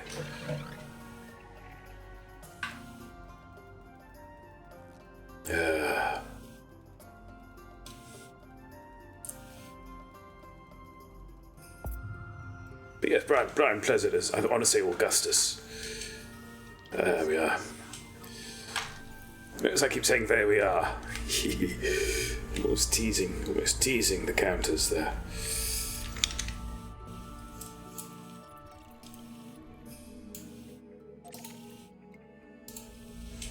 Colosseum is properly called the Flavian Amphitheatre. Oh, about your better reading, MC.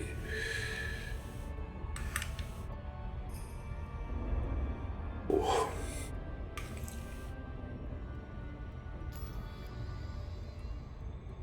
They did that thing as well, which I think still goes on today to some extent, where they'd have a bit of nudity in the first episode, and then none for ages. Of course, this was back in the days before the internet, so seeing some boobs on a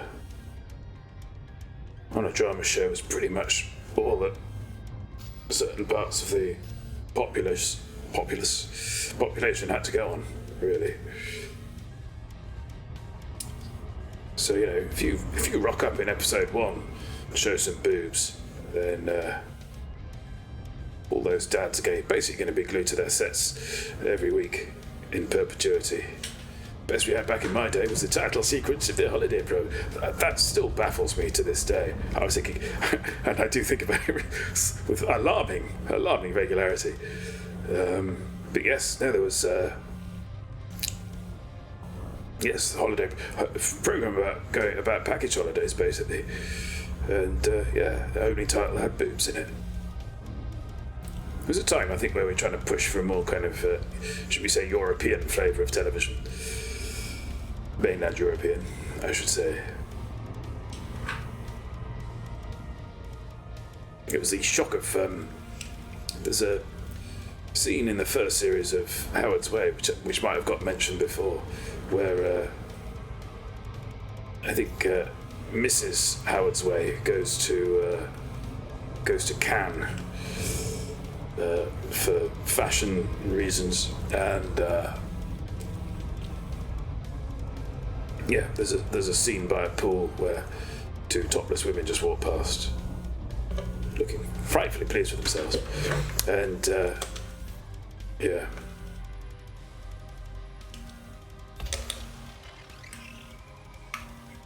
again, I think that went out about 8 o'clock. On sexual nudity, as was the I Claudius nudity. Now I come to think of it, I think that was just some dances.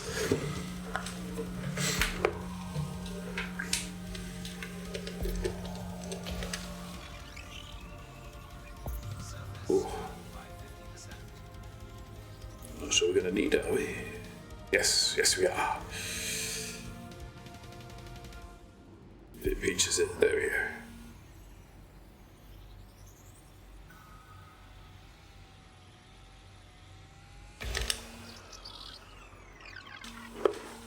It's like paintball. God, can you imagine the version of paintball where it came down to how much coverage each person had by the end of the match? That'd be a way of doing it, wouldn't it? Yo, that's what we like.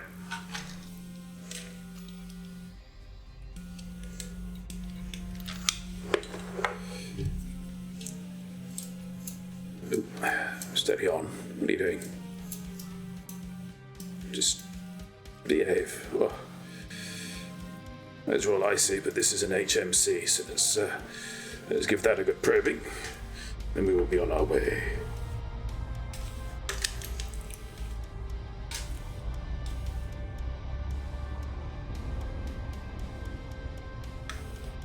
Paintball in the vicinity of a tiny black hole would be interesting. It could be, yes. Very difficult trajectories. I would recommend Alec Guinness's Tinker Tailor, except few people have the patience to let the plot unfold at the speed of that series. Suspense, that's the word. Yeah. It's funny, I think, because I think to some extent we're tipping the other way now in the era of binge watching. Although I did find Preacher slightly annoying for that reason. So I don't know, but I'm not the yardstick, am I? Ultimately. A funny looking yardstick.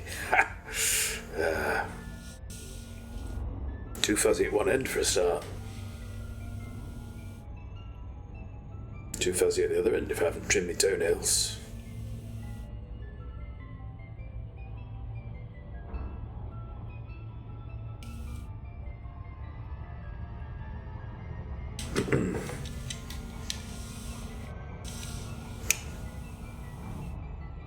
That's better. No time for suspense, I know. Yeah. There's a slight sort of aspect with the Good Omens series. Partly because of what it's because Good Omens. Again, no spoiler, MC. This is stuff you know. It's about the end of the world. Because the end of the world is like one moment, isn't it? So much of Good Omens is about getting the pieces onto the board and getting the pieces in the right position on the board.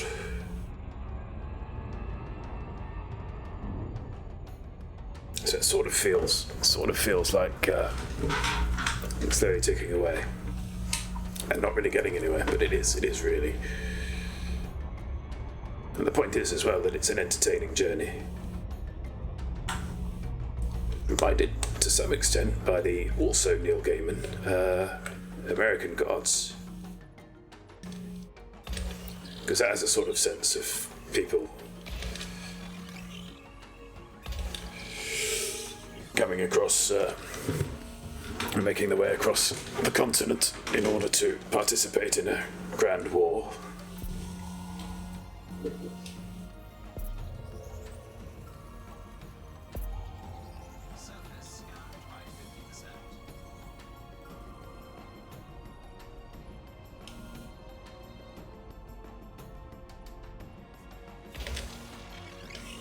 So like that, it's not going to do it, I don't think.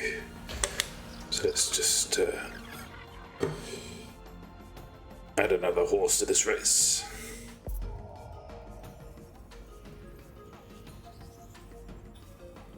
Oh, it did do it. Well, how about that? Oh, still got the bonus, so, we cool.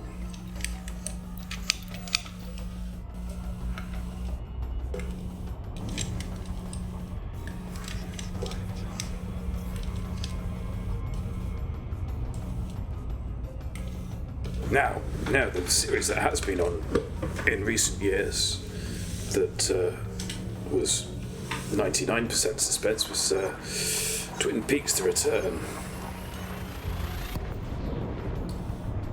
Twin Peaks: The Return featured, I think 8 minutes of somebody sweeping the floor in a bar. That's Lynch though,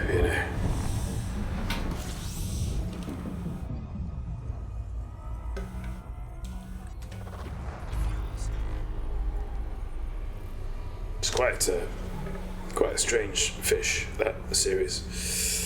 Which is, I think if it wasn't a strange fish, it would have failed. The Return, as in New Twin Peaks. Yeah, the series 3, as it were, of Twin Peaks. Beautiful television. I think it sort of came out at the wrong moment in the award cycle, so it was largely overlooked when it came to dishing out gongs. Certainly got fewer gongs than it deserved. One, I think.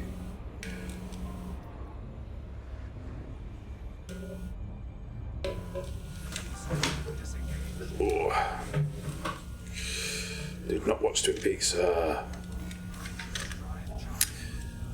The thing is, with that, is I'd say it's worth watching it, but you do have to get through a lot of Series 2 problems. And I think as well is that you have to get to the end of Firewalk with Me, the Twin Peaks movie, before you decide whether or not it's worth it. Basically, if you don't get on with Firewalk with Me, then I don't think you're going to get on with The Return.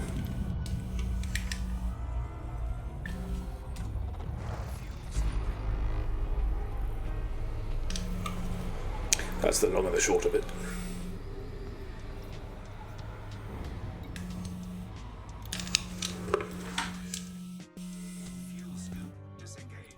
Oh, I'm enjoying this.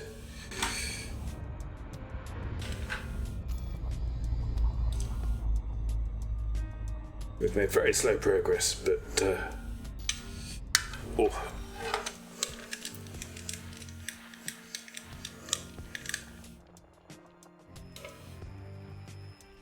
I'm enjoying the discoveries.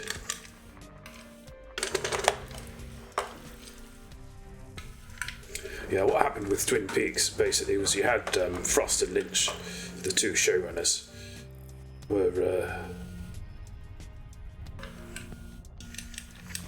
pretty much prevented from running the show how they wanted it to go.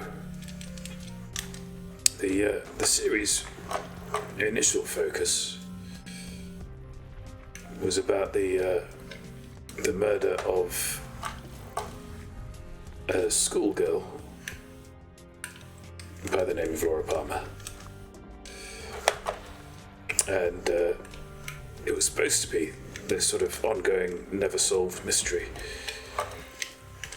It was really just sort of a way into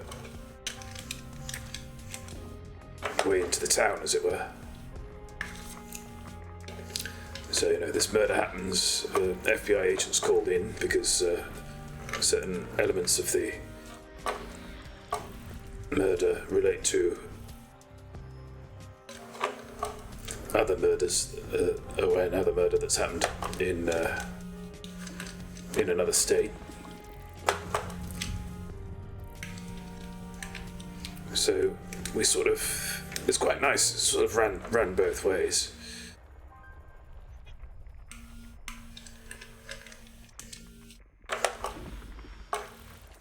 Showrunners, people who run the show, not people who run for things. Yeah. But,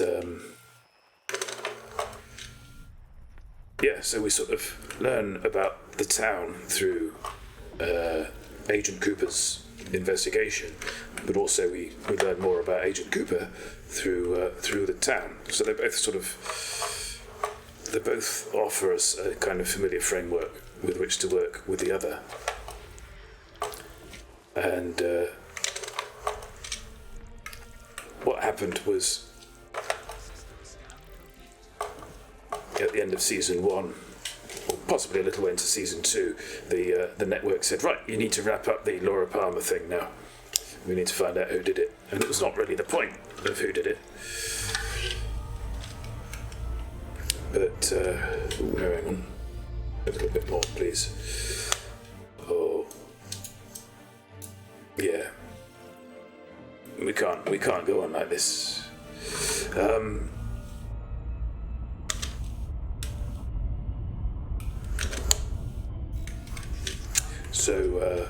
So they kind of had to essentially draw a line under the main point of the show, which was the Laura Palmer murder.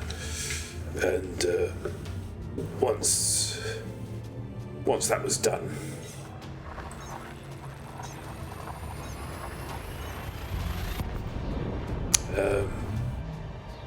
it sort of felt a bit pointless. It was almost like, remember in Jaws where they catch that shark right at the start of the film, And it's, we've caught the shark. And you think, well, you haven't caught the shark because we're only 15 minutes in. If that had been the shark, and then, the rest of the film was them trying to come up with something else to fill the time with, that's sort of what it felt like a little bit.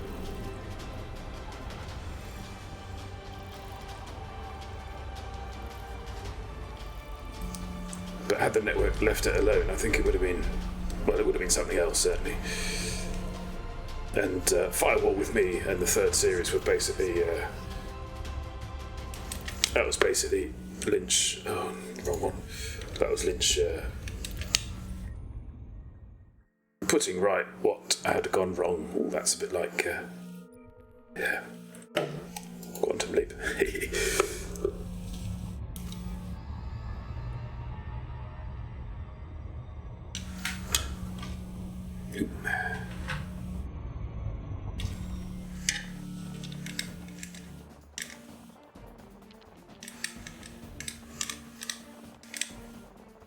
I don't think it is it?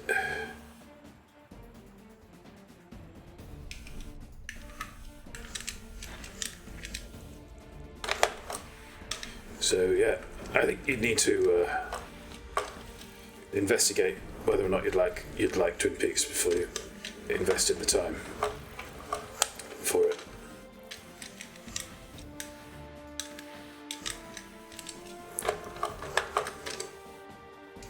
That's my advice. It gets very, very, very strange. Because in short, it's not just a murder investigation, it's something else. The theme music to Twin Peaks does something else to my brain. It's beautiful. We'll bung it up in the Discord, in the Dunes section. Oh, that reminds me. I was out, wasn't I?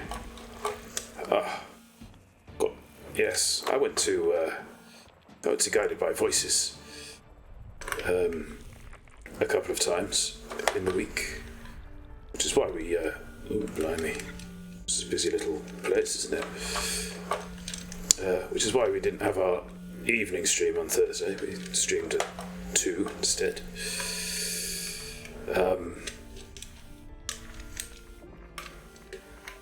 And this is a band that I think last played something like 16, 17 years ago in the UK.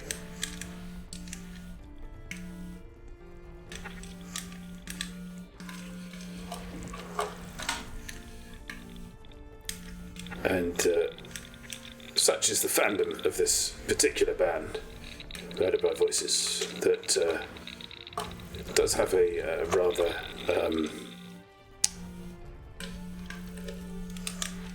loyal and sociable fan base, and a lot of people know each other. And I did something which I have not done for a very long time, just to have a bit of a mosh. I know, 44 years old, moshing like a young gazelle, but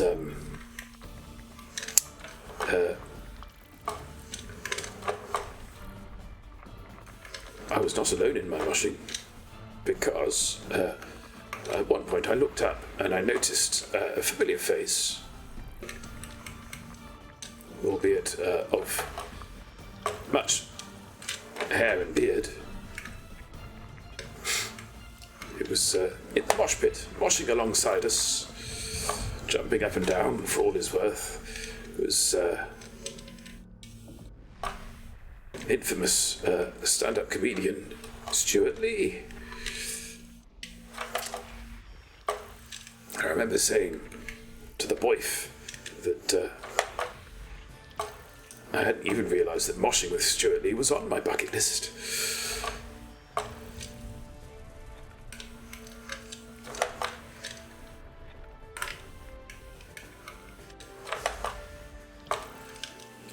The boyf sort of knows him well enough to talk to, you know. And there is much over, basically because of the music. There's a lot of overlap between their tastes.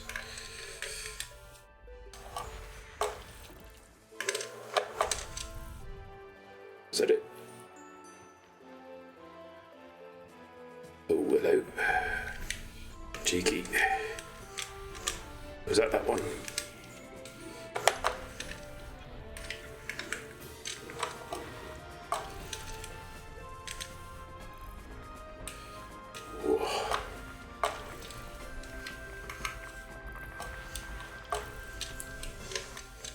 So yes, we often run into Stuart Lee at things, but that was, I think, the first time that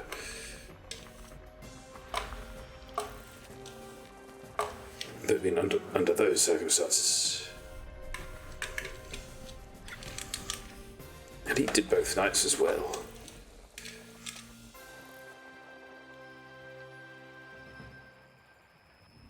Paddy Considine was there on the first night as well. I'm not sure, but I think I was moshing in his vicinity at some point too, right at the front.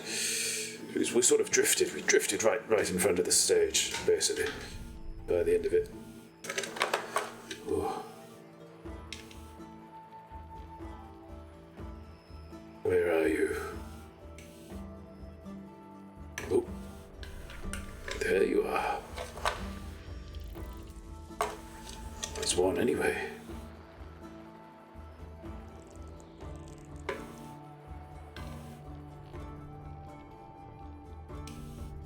It's not that, is it?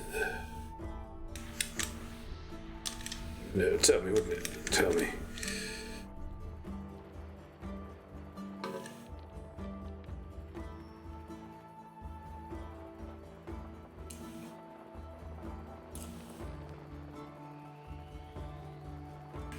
Oh. Just seen the time. We might have to land somewhere. Off the plane, I think it must be. So did we follow this round? I can't recall. Oh, I think yes, because that's just where the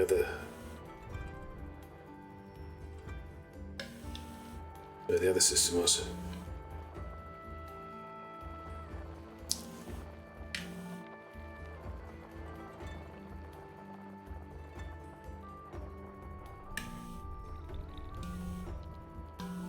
Oh, hello.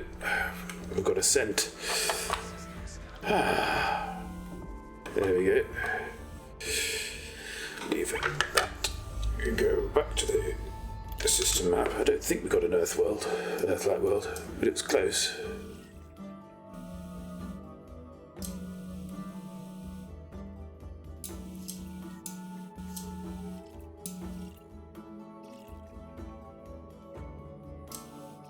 How did the daytime stream go the other day, Jack? It was quite lovely, actually. Yes, we saw. I was slightly worried that nobody was going to shut up because it's, that's what can happen if you go off schedule. But no, we had what I like to call me irregulars turned up. A lot of faces I've not seen for a little while. So yeah, no, it was very pleasant. We did some planetary scan jobs in furtherance of our Sirius permit.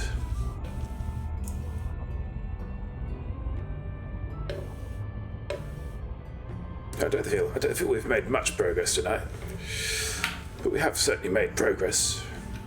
Nice, lovely. So yeah, now we're getting some undiscovered, which hopefully will remain undiscovered until we get back. Certainly enough galaxy for everyone.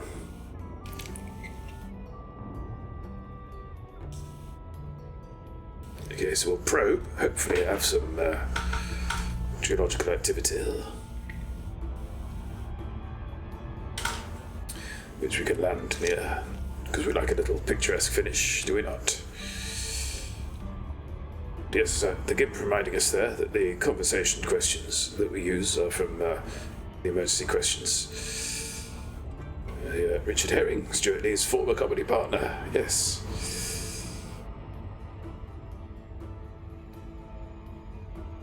And we're coming in a little fast there. Won't do. There we go. 56.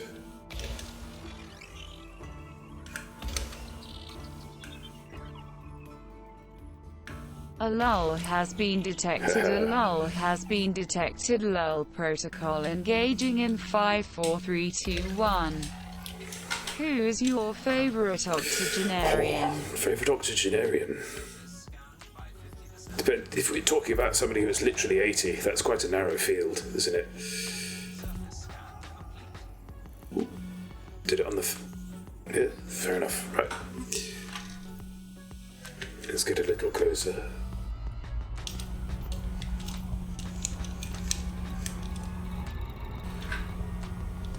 I think David Attenborough might be up there.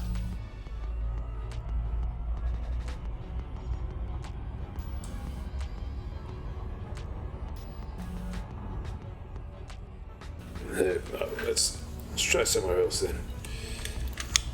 Oh.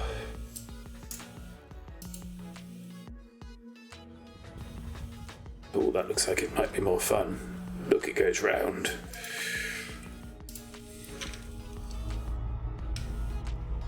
Ian McKellen. Captain Picard. I don't think Stuart's 80. He might be.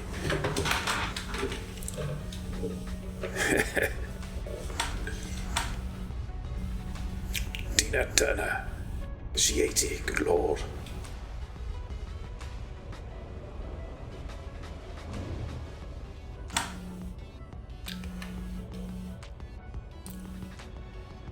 When I was a little girl, I had a rag doll. But enough about me. Cleese. Well, Cleese has gone down in my estimation lately.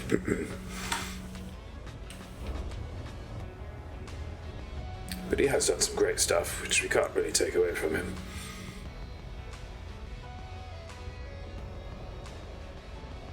Noam Chomsky. The best of all gnomes. Harvey Keitel. Oh yes, he's a goodie. Well, he's not a goodie, is he?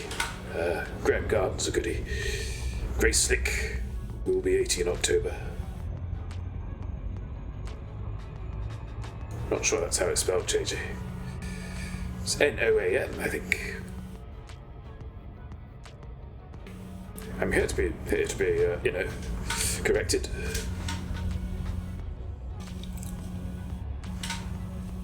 No, definitely not with a G. That's the garden variety of gnome.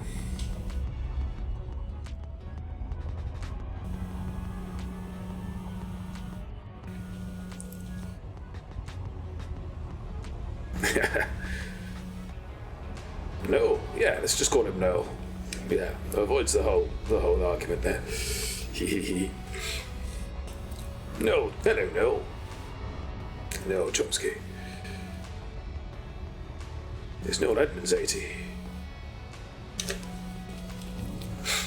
He's got some foolish ideas, hasn't he?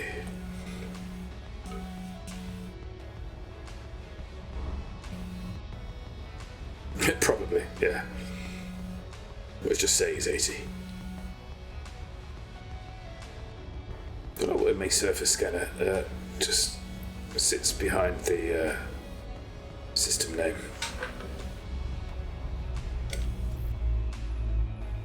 Six probes again. So, 3 a little back from the horizon. I think that's the strategy from now on. I'll Google it.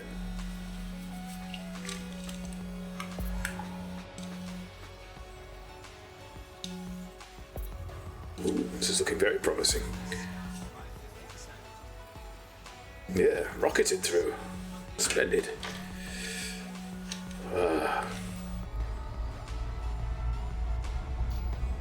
So we find out there's nothing here. If there's nothing here either, we'll land anyway, I think.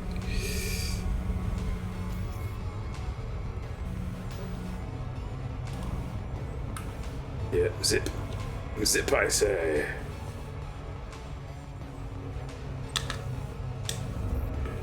No, don't do that. Strange. Ooh, that's quite fun though.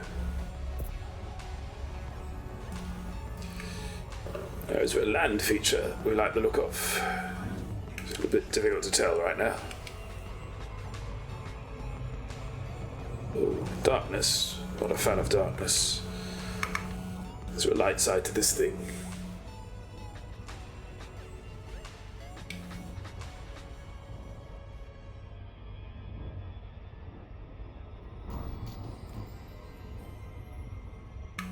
Even getting much sense of shadow in the cockpit, so I can't really say.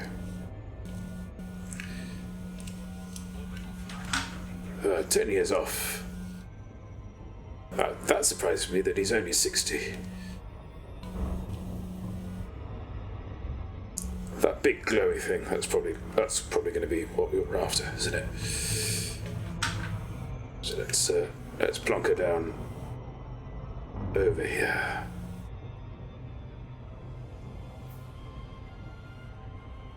In that rather fetching looking crater, I think.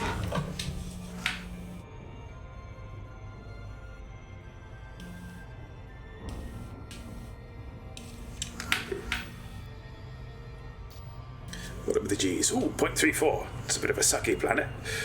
But we've looked bigger things than this Lyttle Massive.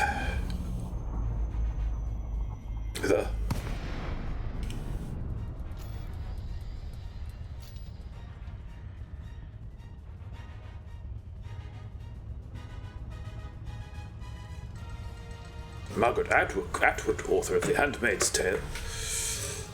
Another series I'm not watching. Yeah. Yes. She must, as a firm feminist writer, must be rather pleased with the way that the series has been taken up. It bodes well for the future, doesn't it?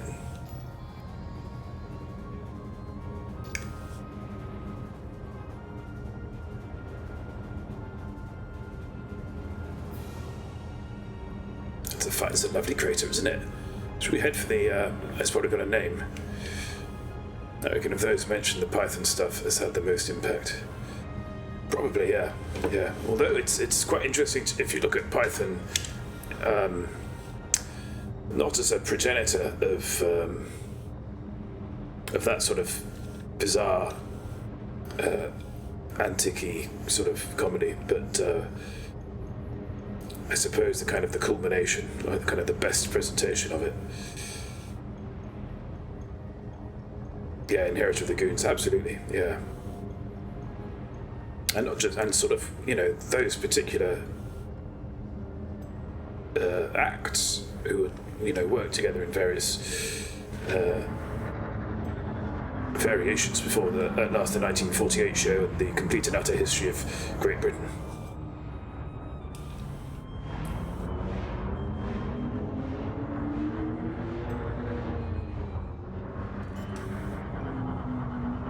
If we go on the light side of this mountain, we should, strictly speaking, park in the shade,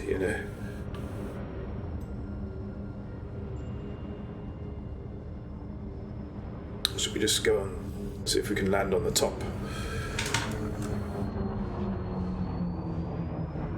Be very silly of us. But if we can't, if we can't do that much, then what's a heaven for? Bit of a non sequitur there. Space is cold, the light can be handy. True. Barnaby grew, Cuthbert Dibble and Grump. Oh, this looks promising actually. Let's see. Oh, I saw a little telltale blue flash. Come on. Oh, you tease. Come on. Oh, it's such a flicker.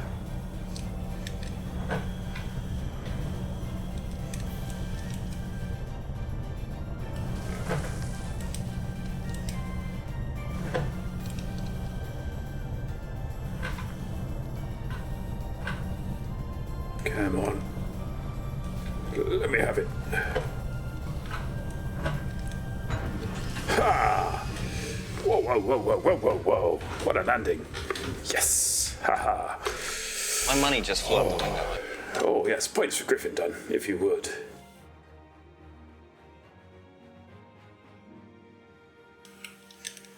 Oh, let's turn that off. 7 out of 10. Thank you. Yes, it was a little bit ropey at the end.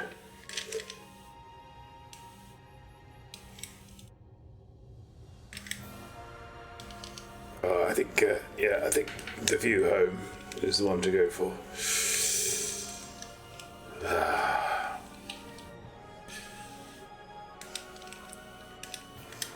Splendid.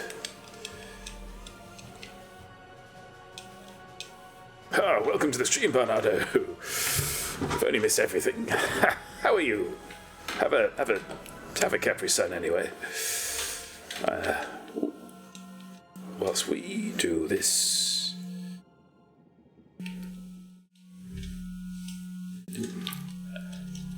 And I'm waiting for that to happen on me game screen. Of course, it doesn't on me game screen. Why would it? Well, it is 10:06. We've run slightly over, but we thought we might. So thank you all very much for joining me. We need to get a raidee sorted out. Let's do that first. One thing at a time.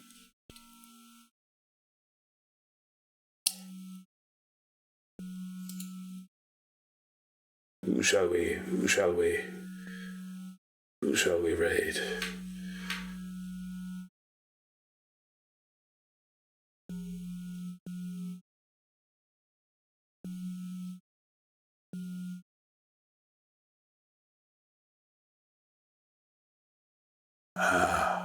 Uplift. That's apparently what the middle sticky up bit of a crater is called. Ooh.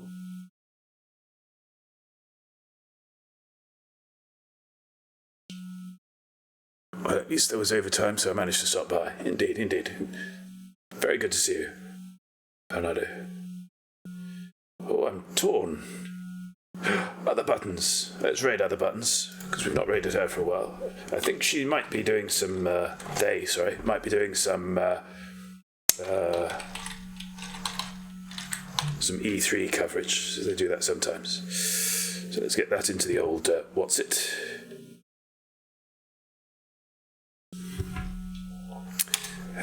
So thank you very much for joining me tonight on this rather laid-back Sunday as we head back to Colonia. Thank you very much, Smashing Pumpkins, for the resubscription.